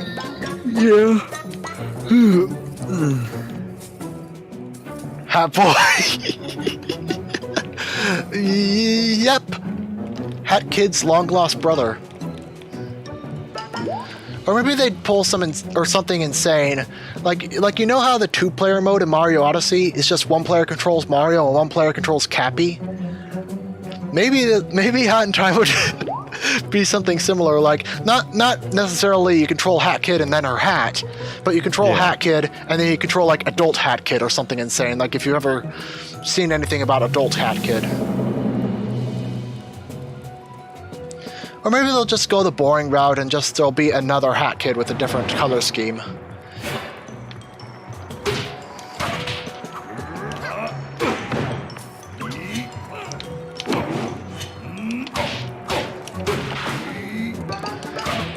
Okay, so presuming that living beings could be made out of solid metal, how much do you think a slap in the face from a golden hand would hurt? Probably a lot, right? Honestly. I think it could almost kill you if they did it hard enough. Probably break a bone. Probably knock some teeth out. Guess my mic's on just to make sure you hear all this. Yep. What else would probably happen? A lot of blood. Probably unconscious. Probably spit up blood. Okay, well now you're just being vulgar. Anyways, to tone it down, basically you could possibly die. Yeah. From that stuff. More likely than, living. Yeah, this part is a little harder to hit this when you don't have your homing attack.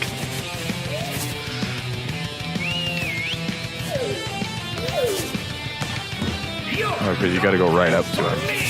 Yeah, I have to land dead center on it if I want to actually hit him in that phase. Which you're intended to hit him in that phase because, Hat Kid has a homing attack. There you go, I got it that time. But, yeah, do your little pissy fit. Because, you're the adult here and not the child.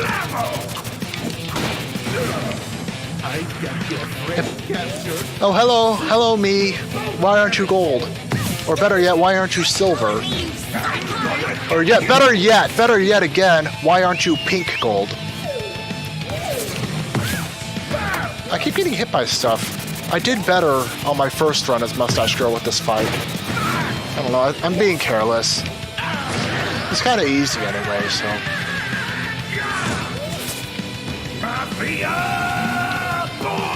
Oh hey, it's Demon Pac-Man. You can't tell me that the way that one Mafia goon's head is poking out that it doesn't look like Pac-Man.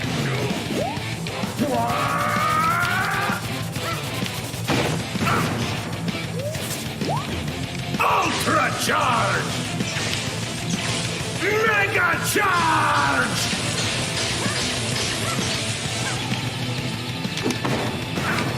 You're no match for me, Mafia! What happened before you got there? I was playing Driver 2. The campaign mode of Driver 2, which is called Undercover. How did I get hit there? Mustache Girl, thank you. So I was playing the campaign of Driver 2. Took a free drive for a little while, and then for about 5 minutes I was trying to play Crash Bandicoot, But Who's the this? emulation was so screwed up, it just doesn't work. I And didn't realize there was somebody here. yeah. And then after that, I tried playing some Sonic games, but none of them would show up in OBS because apparently Sega doesn't know how to optimize their games for recording. I remember having problems with Generations in particular, which is why that Speed Highway video is so choppy, just for the record. Apart from it being edited on a Windows XP machine. And then this scene is especially funny when there's just two mustache girls. Yeah. I remember seeing it once when you guys were like both looked exactly the same, and it's like Yeah, I took a screenshot. Collector's item for I think I took a screenshot of this part where she calls herself a nerd. you're a nerd. Are they Yeah, but honestly, I wouldn't be surprised if in the official co-op, I wouldn't be surprised if they actually just licensed the playable Mustache Girl mod to be the second character, because Mustache Girl can't clear all the levels because her moveset is limited. But I wouldn't be surprised if they did something like that for a second player in a co-op thing, because you know she does play differently. So This is crazy! Do you even realize what can be done with these? We can make it so that you never got punched in the face by the Mafia that one time. that happened several times. Thank you very much. We could beat up the Mafia, travel back in time, and then beat them up again! Oh, and if you think her spiel here is too much, when you play this mission for the We can make it so you the Mafia you complete never arrive the at mission island. before you unlock this one, and then you get a little tutorial section where she tells you how to use hats. But before that, she describes so in depth about how she wants to mutilate everything about the Mafia, and it's just like that's just an element of this game's dark humor that's absolutely amazing. Unfortunately, there's a scene in this area If you're not where, gonna use- okay, well, I'm about to see it, but so the first time you view this scene, it's good to not have any pawns on you, because guess what?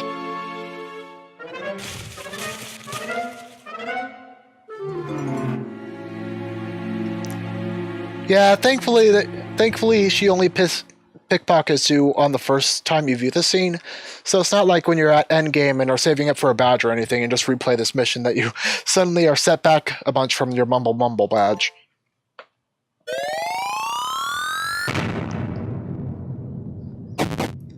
That's probably my favorite gag in all of Mafia Town. I'll be honest, because as an avid fan of the Sims games, I know that feels exactly like how it works in the Sims games. Because you know you have the visible relationship bar, except instead of just going into the negatives, it goes off the screen and then explodes. jeez. Oh, Mustache Ruby. Girl was mad at herself. Also, the conversations you can have with Mustache Girl are amusing. My favorite one is about the pillows. Because, spoiler alert, at the end of the game, she's like time paradox to herself a bunch of timepieces that she makes a throne out of. So that's her justification for being in pillows on this mod. You just can't go back to regular chairs.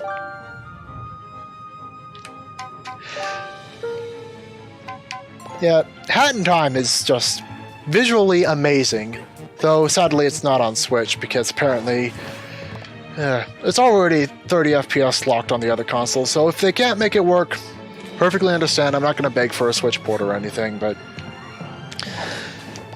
yeah. What am I doing? I want to pause the game and remove this color scheme for that, and then use the mods. I think. Oh yeah. I'm sorry, I forgot about that. If I configure this, I can get a pillow weapon. I don't know why I downloaded that mod.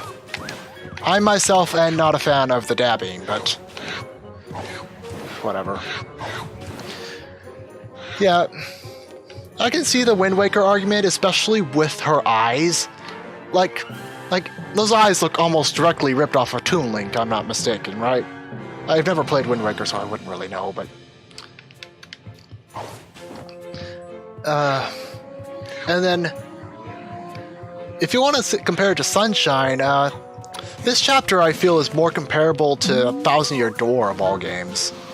Really? Like I've already beaten everything, so like, actually I think if I play the first act I might see the first scene again, though I don't think so. I know that he does pop up, but like, you won't get the full gist of it unless you actually like go through the thing as it was originally. So I'm pretty sure that I won't get caught in the bag in this. Yeah, there's not the guy, but let's actually use some hats. Scooter.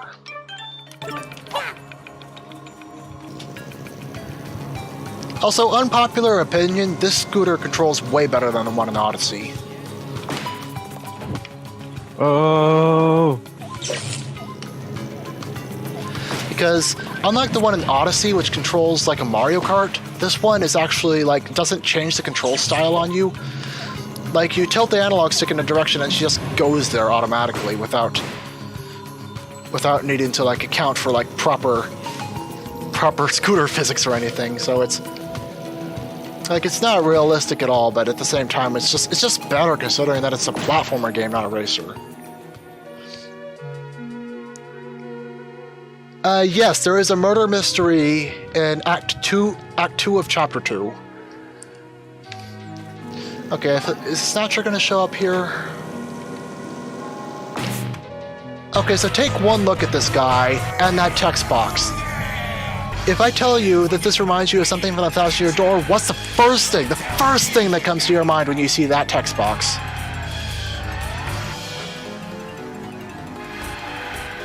What's up?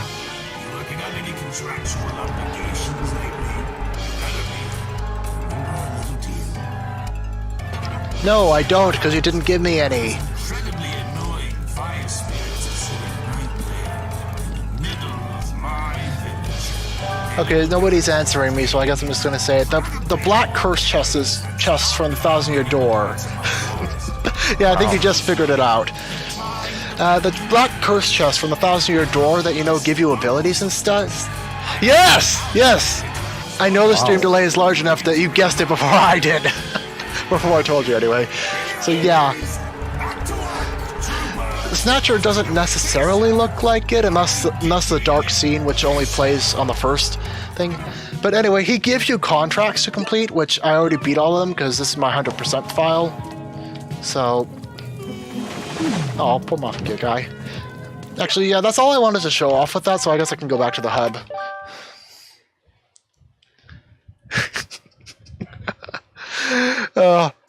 You know, I'd actually love to see the paper abilities come and be modded in. It's like, I'm sure somebody could do that if they worked hard enough. At least the paper and the tube modes. Like, those would be easy enough, right? Just one of them just makes her flat, so she can, like, squeeze in crevices but move slower. And then, no, I need a better outfit for this. Hold on. Oh, I just remembered something else. This color I just equipped is amazing, and I'll show you exactly why. It's not that different from a normal color scheme, but Oh, that's cute. Yeah, but she has. Yeah, the outfit I just changed into, which it'll take a while to see, but like, what Nintendo characters does that remind you of? That color scheme.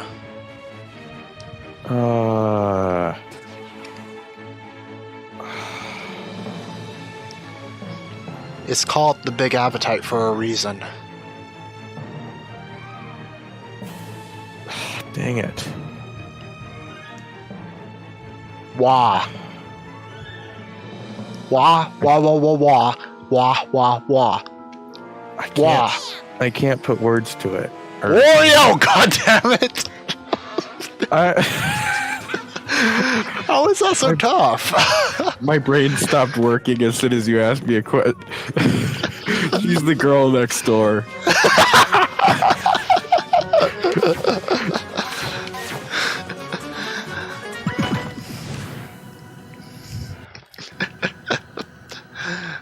Oh, the unknown sixth member of the mainstream candy. I get it now. Yeah. Or was there a number 6 in that show? Ash. There may be an Ashley color scheme. I probably don't have it because I prioritized other things. I think there was a crimson black outfit color at one point. I think I have it on my other file, or maybe I lost it. Oh, and this mod. Well, I love this mod. I haven't written a script for me. The conductor doesn't normally look like that, but the googly eyes are amazing. If I ever LP this game, I'm not going to tell anybody what mods I'm using specifically so they can be surprised by that. I'll call for you when the script is ready. No, I don't want to talk to you. Know that having a pet helps improve self-confidence? Actually, I do want to talk to you. These guys are hilarious. Did you also know that pets can have pets? It is true. So that's basically like saying Pokemon can be trainers to other Pokemon, right? Because there's a Pokemon, Herdier from the 5th generation is said to help help trainers train other Pokemon, which I thought was interesting. Unfortunately, but if you had a pet, so basically the gimmick of the first part of this language, color fiction, language. So the gimmick of the crows is that they're asking like the security questions that you'd like attach to your email or something. So like stuff that only you would know in case you need to recover it. These crows ask all kinds of questions like that, and it's amazing. What do you think the name of your pet's childhood pet would be? Wow, wow, wow, wow, wow, wow. Isn't that what the crows say? No, they say, Oh, I was hoping it was wah. I don't know why. I've seen it before. I should know what they say. I can't. Who did I watch stream it again? Was it you? It wasn't me. This is the first time I've streamed it. Oh, I know who they are. I don't remember their name. They were on our server. Little Girl Plays? Yes! That's who it was. I haven't talked to her in a while. I don't believe we've had the pleasure of, as you can tell, from one owl to another. Uncle's sister's maiden name. Yes. What is your uncle's sister's maiden name?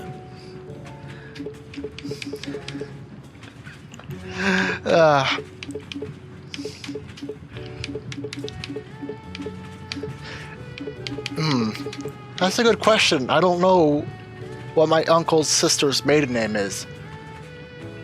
That's for like my cousins to be concerned about, not me. If I'm getting that right. Would that be a twice removed cousin? I never bothered to look that up. So, your uncle... Okay, so your uncle's sister would be an aunt. So yeah, it would be cousin. Okay, what am I saying?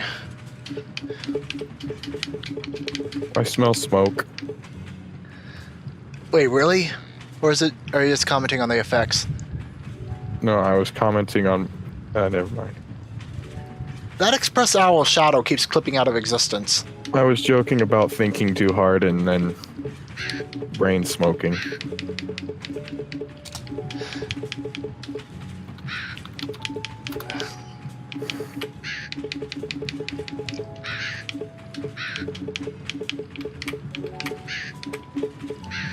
Yeah, that's the name. Oh, it is. It has a masculine... And then I forgot what I was saying. You'll see it. Have you noticed all these crows around the place? They keep asking for personal details, and I never know what to answer. You know what I'm upset about? See this event. Can you decipher this CAPTCHA does not change between playthroughs. What does it say? It's always the same thing. which makes me sad.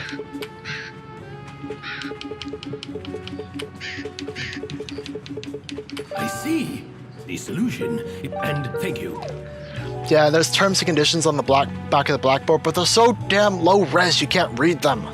That's cheating. I'm pretty sure if you actually did something like that, you would be sued to hell and back. Yeah. That is if anybody actually gave a shit about the TOS of anything.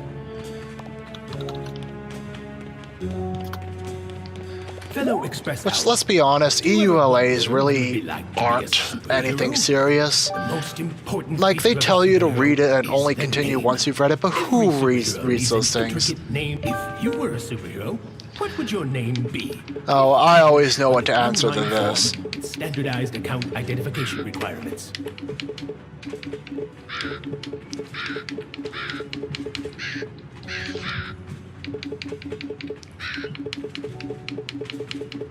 I ran out of letters. I guess I never did this before because I didn't realize there wasn't enough space for it. That name is great. I can already imagine it. The mighty Savior of Justice. I'll just write your answer down. I don't care what anyone else says, that movie was funny. It did its job as a freaking comedy movie based off of a children's book character. Us Express Owls all have part. Which body part of yours are you the most ashamed of, fellow Express Owl? There are so many unspeakable things it could be. There are so many.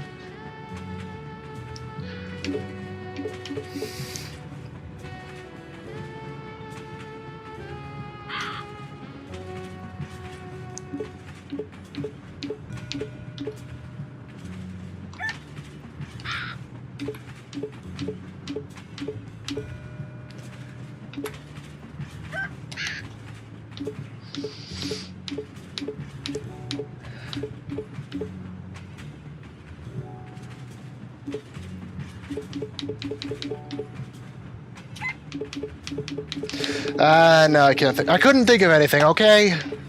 Gag fail. Aw.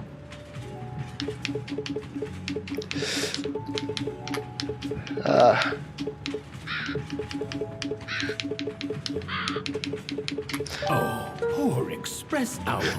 You shouldn't be I'm sorry, I just have to screen cap this. But you'd better get your...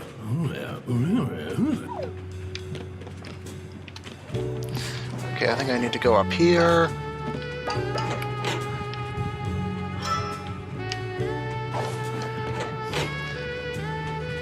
Yeah, that's the thing. Like, of all the things to be adapted after, like those books were around when I was a kid, of course.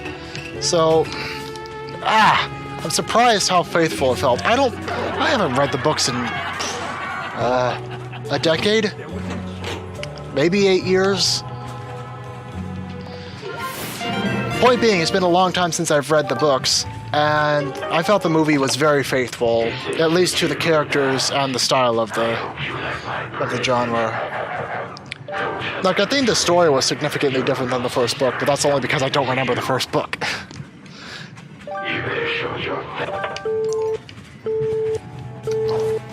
Yeah, whatever. My family can get loving on its own.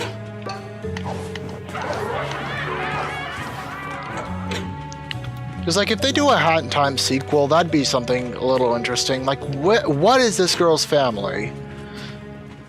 Because, as far as we can tell, she's just... I don't know, not to sound too aggressive, but... Murder! I can't believe someone would murder one of the Express Owls! And I also can't believe you glued googly eyes to your face, Mr. Conductor. And I can't believe even more. What do you... Okay, I'm gonna skip through this because the actual gameplay of this is long, Leave so... this case to us. We're Caw, the Crow Agent Watch. We've been monitoring everyone on this train since the last station. Well, the thing is, I wouldn't know when the series ended because I stopped following it after I got out of middle school. Like, wait, actually, I think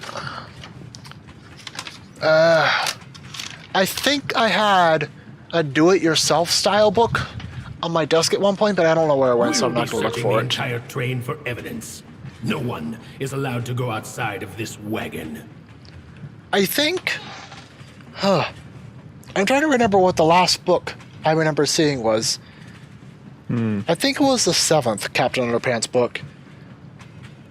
It may have been Wedgie Woman, or it may have been the one with the giant robots that weren't the talking toilets, so... What? I can't even walk around in my own train!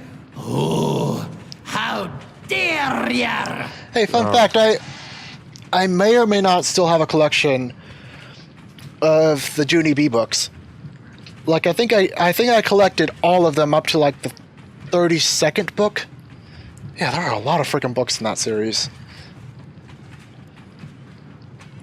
I don't remember what those books were like at all. I just felt the main character was relatable. Once the clock hits midnight, we'll get off at the station with the murderer in cuffs. Stay here while we investigate further. Yeah, I know Talking Toilets was book 2. I was saying it was the book that had the giant robots that weren't the Talking Toilets, because, you know, you could argue that the Talking Toilets were robots too. And there was a giant one, so...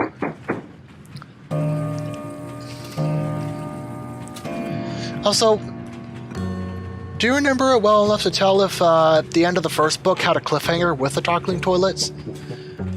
Because I know the movie ended on that stinger, which, you know, they may make another Captain Underpants movie. I wouldn't be surprised if they did. I'm not sure. I haven't read the books in like forever. Yeah. It's just I watched the movie. Yeah. The movie was amazing though. Like if you don't mind the juvenile humor, it's amazing. Like, actually, the perfect criticism of that movie that just sums up how I feel about it is actually a line from the movie. Like, approaching the end where Mr. Krupp says something along the lines of, he, like, returns the Captain Underpants books to the main kids, and he said they're, for being something juvenile and childish, they're actually pretty funny, and I'm just like, that's pretty good criticism of the film itself, actually. Yeah. Like, obviously, it's not going to be Captain America Civil War, but it's still a good movie in its own right.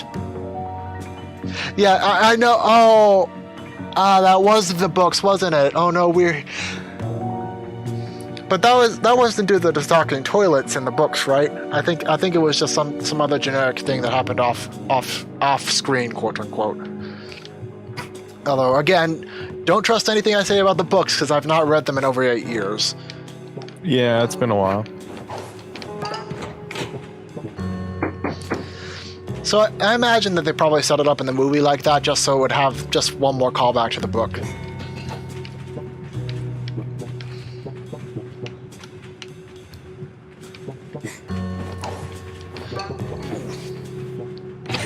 I sounded like Minecraft Steve right there. I don't know how I pulled that off. So you think you can just sneak around the train like this? Just drop the detective act. You can't point your finger at someone without clue.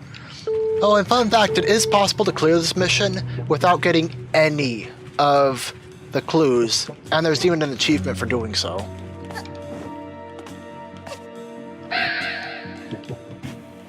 Of course, I'm not doing it this time because, you know, I want to pick who I think the murderer is, because there's there's good ones and there's bad ones. And the best, I just want to make sure I get one of the good ones. My favorite, I think, is the last clue that we get, if they're not randomly generated. And yeah, I'll show you what that is if I find it. Because, oh my, is it funny, some of these things they go up with, and it's just boring for other ones. Like, not to spoil too much, but like, probably my least favorite one is you can blame the victim, which, you know, doesn't make any sense. I mean, they go on it goes like they make it seem like it was a suicide attempt, but it just doesn't go anywhere. It's not funny.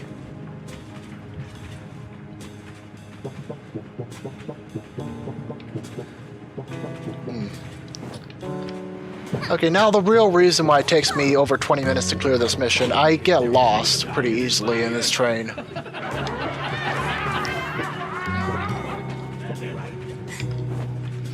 That's more my fault and not, you know, knowing how this thing works. Is there something up here? No, that's just the. I thought there was a clue up in the train. Also, this is another reference to Thousand Year Door, in that you're solving a murder mystery.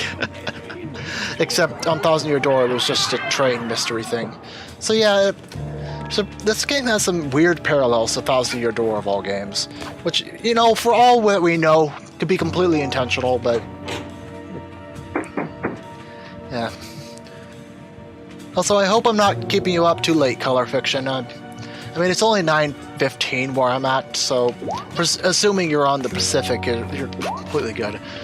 But you mentioned not being able to sleep, so just take care of yourself, buddy. I know how it is to have a completely reckless sleep schedule. It's not fun at all, but I mean, I've actually learned that it's just there's something weird about the hour after midnight that just makes it so I can't sleep.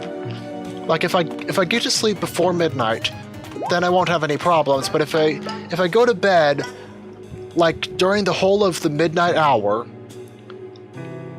I just can't get to sleep. So that's something I learned. So I'm trying to accommodate myself such that that didn't happen. Also, I can get up there. Is there a clue in there, or I can bomb that.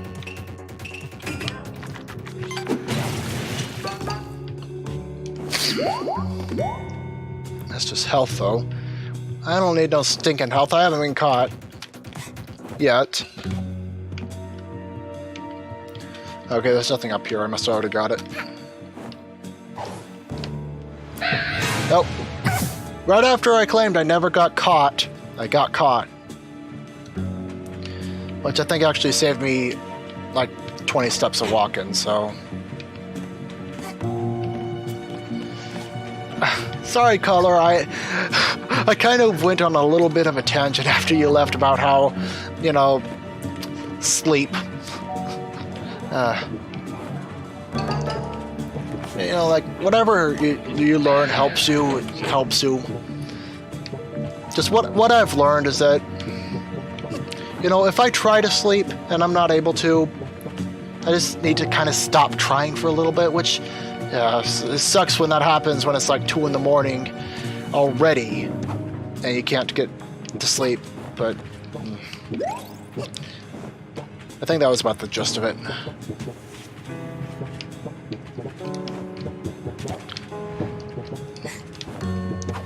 Ah, that kid, come on.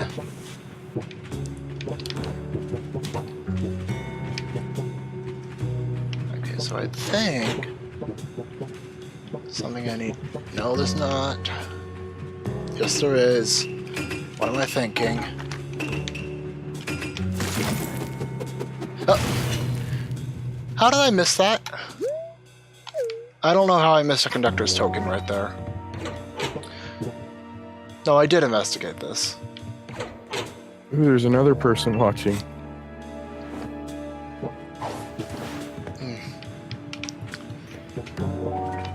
Hold on, I'll be right back again. Ah, good for you, Color, because I cannot stand coffee for the life of me.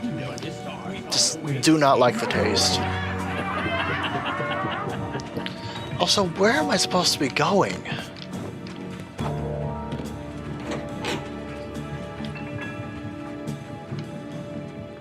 I'm actually lost again. This feels like my first playthrough all over again.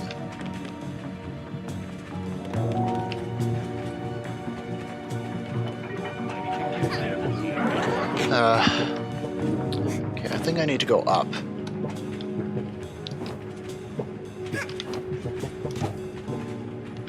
I already went through that door.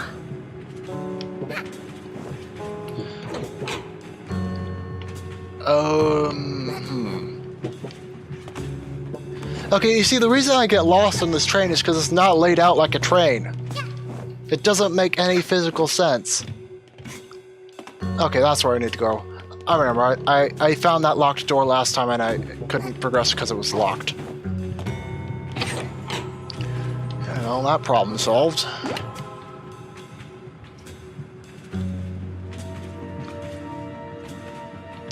There we go, that's good. E3? Not really. I tend not to get too hyped up for game releases, mostly because I don't have the money to blow on games.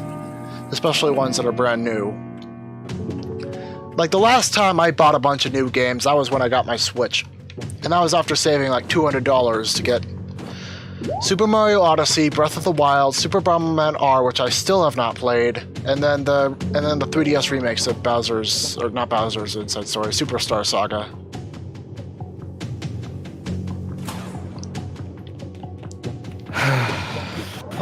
Although bringing that up, why the... I didn't know there was a gap there. Why is the Partners in Time remake not coming before the Bowser's Inside Story one? Because, like, Partners in Time was mixed, but I personally just don't care for Bowser's Inside Story, and I feel like the problems that people had with Partners in Time could probably be smoothed out in a remake, so...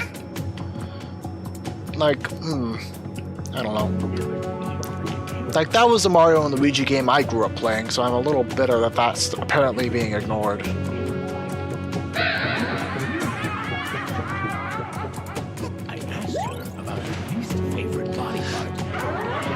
Yeah, well, you're lucky because you happened upon a stream that only has like 3 total watchers. Yep. I feel like if I did it more often and more people noticed, that it would actually be like busier, but I don't know. I don't do it regularly enough is my big problem. Like, I would be able to build up an audience if I just did it more often.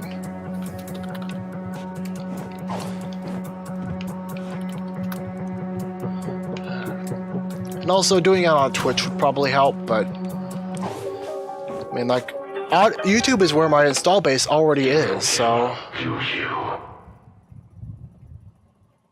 Well, that was sad. So here's a fun time here. What are you going to do? I still haven't beaten Dream Team, though to be fair, I haven't beaten any Mario and Luigi games. Like, I got all the way to the end in Partners in Time, and then I just didn't beat the final boss. I don't think I even tried. Something up there. No, that's skier. No, that's fire. I can get up there. I'll admit that I like Dream Team. I don't think it's a bad game. I just think that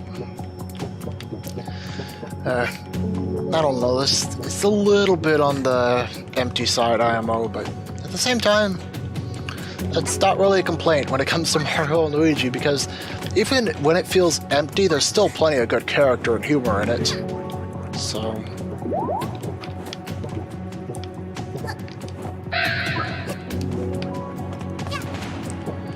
Like, that's the odd thing with Nintendo. When Nintendo screws up, they don't usually do so in like nuclear bomb going off in your hands kind of bad. They do it in like, oh, you tripped and a part of the thing you were holding broke off kind of way.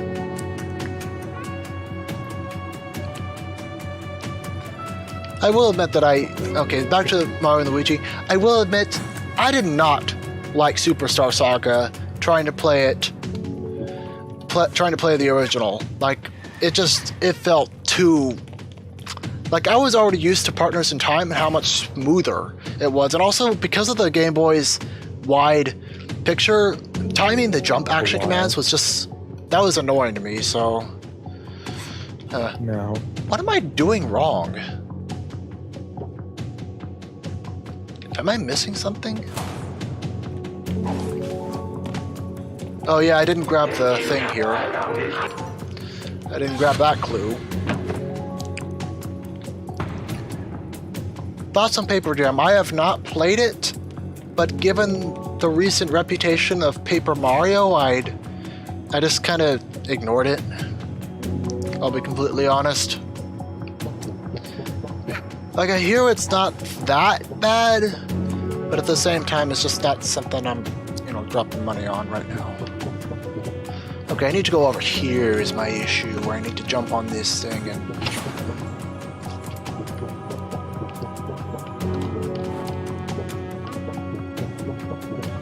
There's a clue. Gotcha. So we got all our major bases covered. We have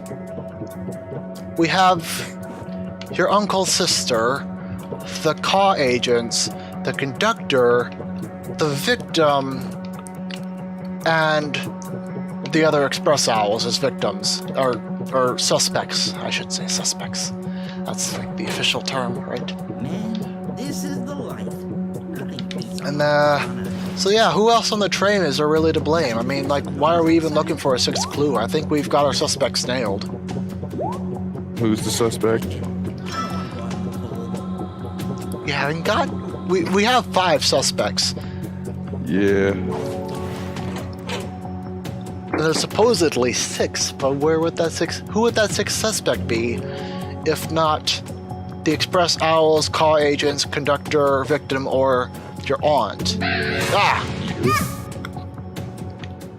I think I didn't hear that over the sound of me yelling, but yeah, you got it, I think. But we haven't found that out yet. Stop spoiling it. We haven't found out that we're a suspect. Okay. And I'm pretty sure the last clue is in that last room.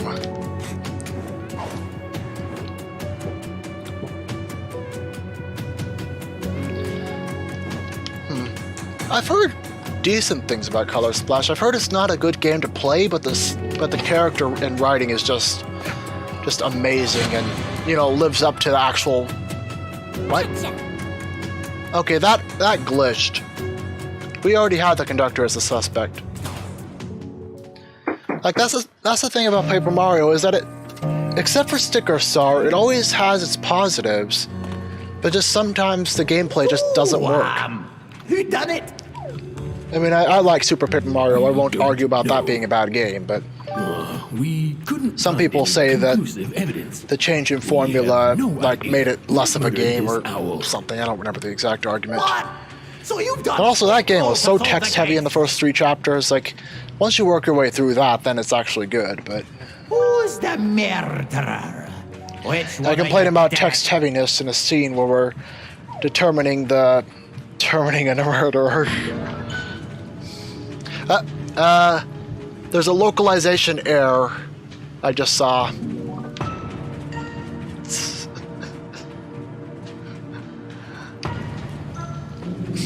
Language conductor.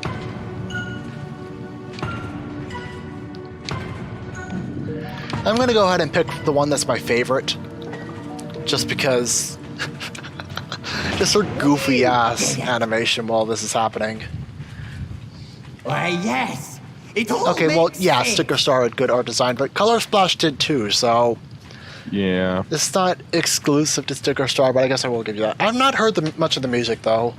You can blame yourself. That's hilarious. Yeah.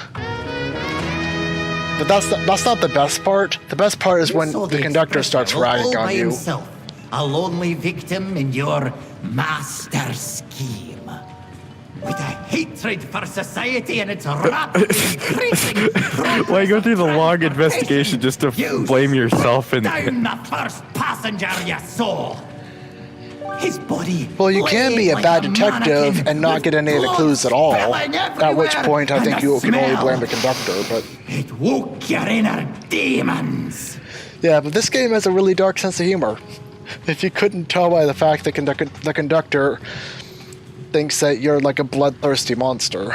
Then you tore off She's his like limbs 5. and ate them one by one, in the like an hentai. animal lusting for blood. Okay, so to distract from this one, if we had a remake of The 1,000-Year Door with Color Splash's art style, and it included Paper Luigi and the Marvelous Compass as an extra game mode, do you think that would sell?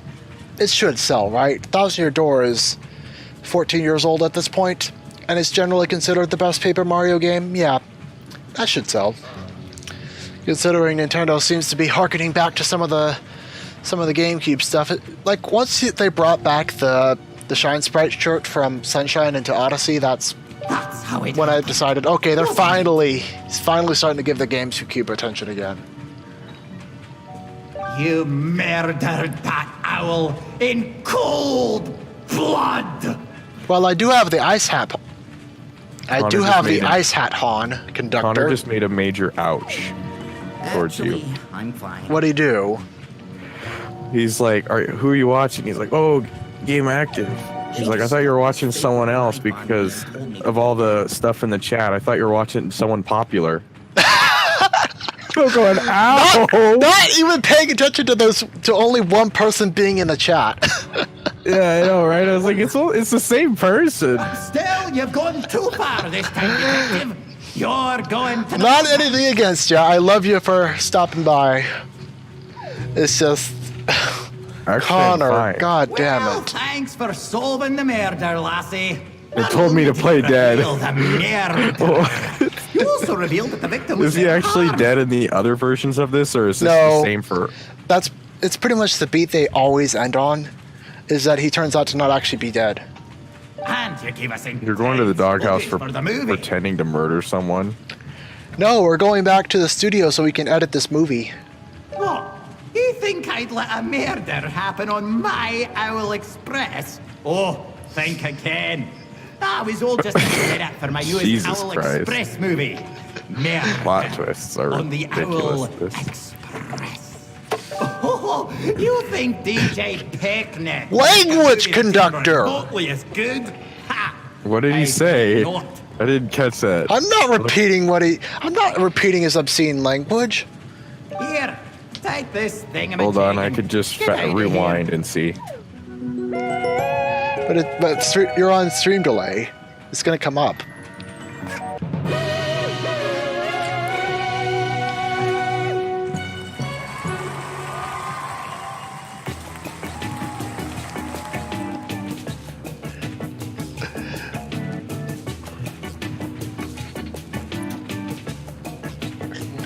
You give intense.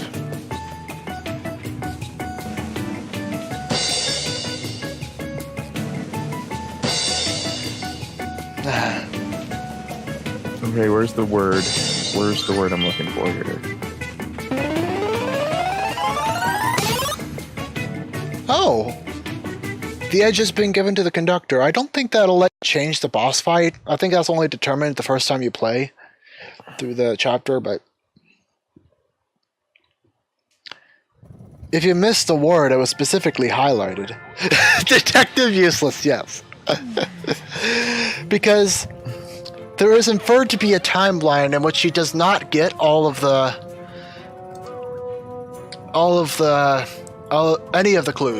the clues at all. Which is...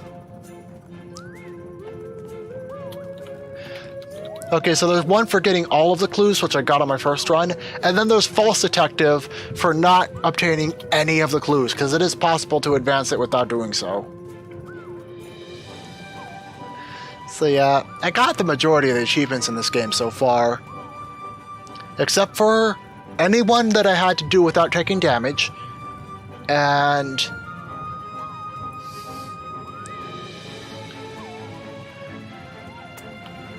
and a couple of ones that I just haven't gone on my way to do yet, like the Mafia Town one and collecting 30 mod Rift tokens, which is a lot. So many mod Rift tokens. Also, just in my opinion, I feel like mods that give you additional color schemes, like the gold paint, I'm kind of miffed that they let you only obtain those from like the roulette machine, because that's like, because then you need to collect more Rift tokens. There's already not enough Rift tokens in the base game. She's on your ship? Why? To get everything in the base game. Anyway, the achievement why? I'm going to show you in the room we were just in. Actually, there is a computer that lets you surf the internet. So when you think 5-year-old goal and surfing the internet, what do you think she's going to put into it? Cat videos? My Little Pony? Murder?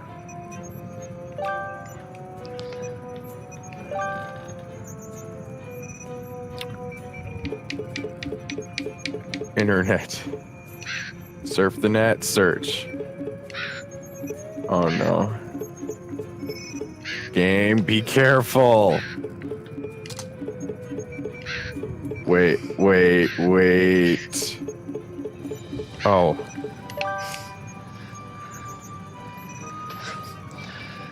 I'm pretty sure. I feel like the achievement is very general about what you put in that'll trigger it. Because that's what I put in the first time I tried to get the achievement, and I got it instantly. Yes. Oh no. I gotta be careful what I put into that computer then. Do not look up Shadman.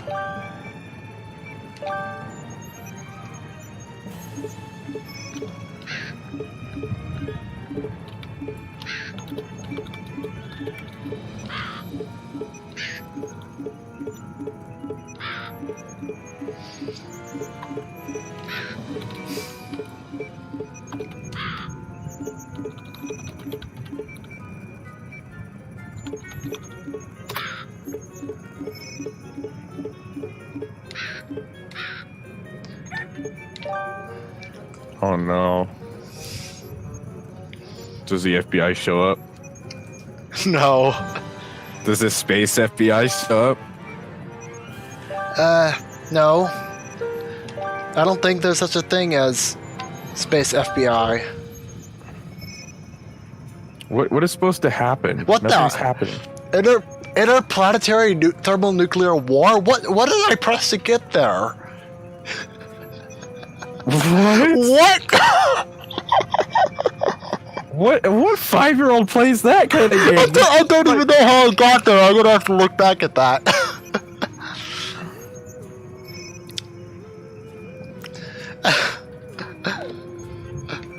Put your hands up.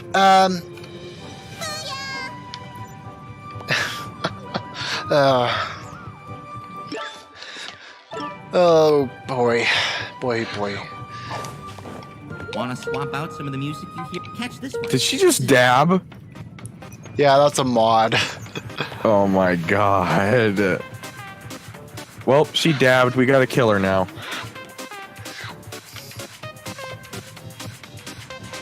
We gotta put it out of its misery. Oh, yeah. I'll do that. Are you really? Yeah.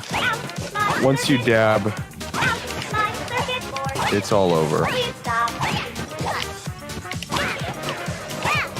This is the perfect music to go with this. Why didn't I think of doing Oh, it the before? Roomba's working again. Didn't you kill it in one episode? Yes. Like completely kill it? How'd it come back? Did you just hit a reset or something? Well, yeah, because it was just a glitch that probably reset it when I reloaded the game. Oh god.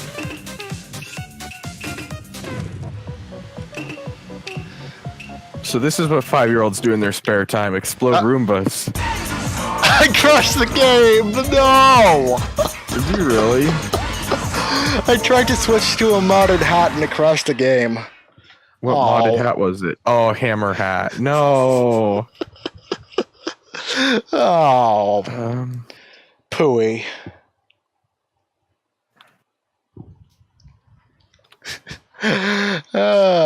Okay.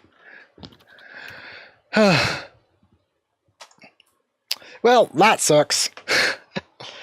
Yeah, even though there's been an official modding update released, it's still not really stable. Well, whatever, man. There's plenty of things that kill the game. I don't know. It's kind of rad. Normally it's level mods that kill the game, though, not hats. Like, I don't remember disabling that or anything, so why do I have Task Manager running? Nobody needs that. Today on the stream, we're going to watch Gameactive use Task Manager. Okay, then. It's just to close off tonight. Here are all the processes running on my computer. This is probably a huge security risk showing this all off. I wouldn't understand how, but, you know.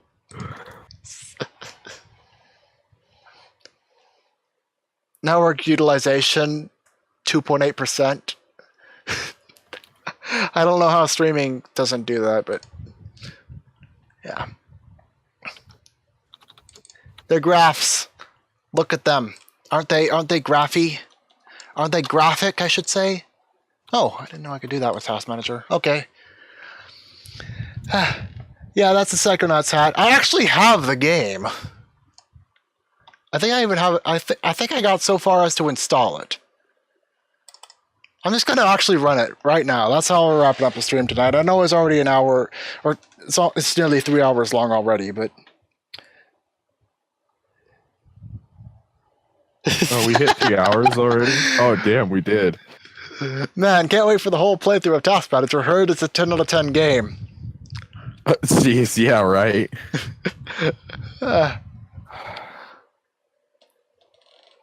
Oh, come on. Don't take forever to load this game. Yeah, I'm not a big culprit of having way too many games in my Steam library, but I won't say that there's games I have that I've never played.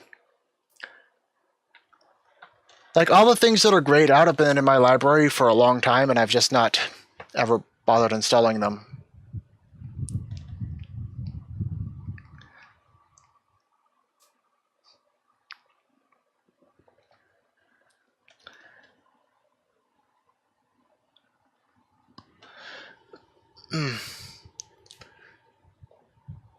I'm going to laugh if Psychonauts manages to load up completely and then just crashes.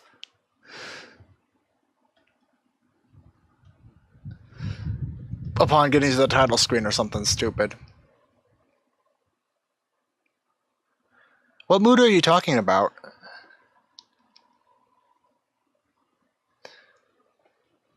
I guess, I don't know what he was referring to with that.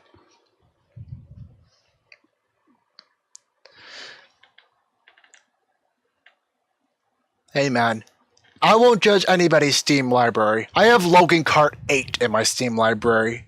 Just, you know I can't judge.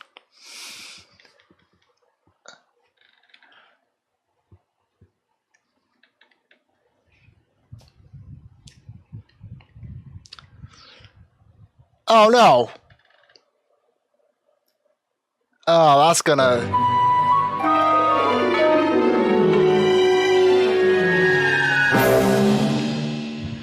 Aha! God. The human mind. Can I please skip this and change the graphic settings?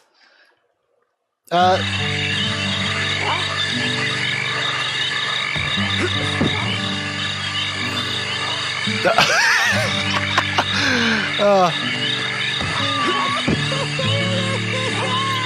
humorous to me.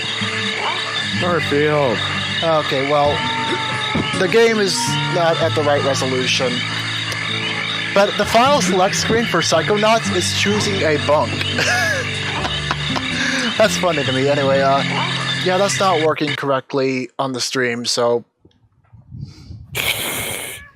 Anyway, yeah, I've gone on long enough. I'll fix Psychonauts another day, if I even can. It's gonna drive me nuts if I can't fix the resolution on that. Non-native res is horrible. Anyway, so yeah, got majorly derailed from playing Driver, but, you know, that's how I roll with my streams. Completely amateur and unprofessional, as always. Wait a minute, so. we weren't Wait, how did it derail? We weren't playing with trains. We were chasing a train, and then we were on a train. It correlates after all. Yeah.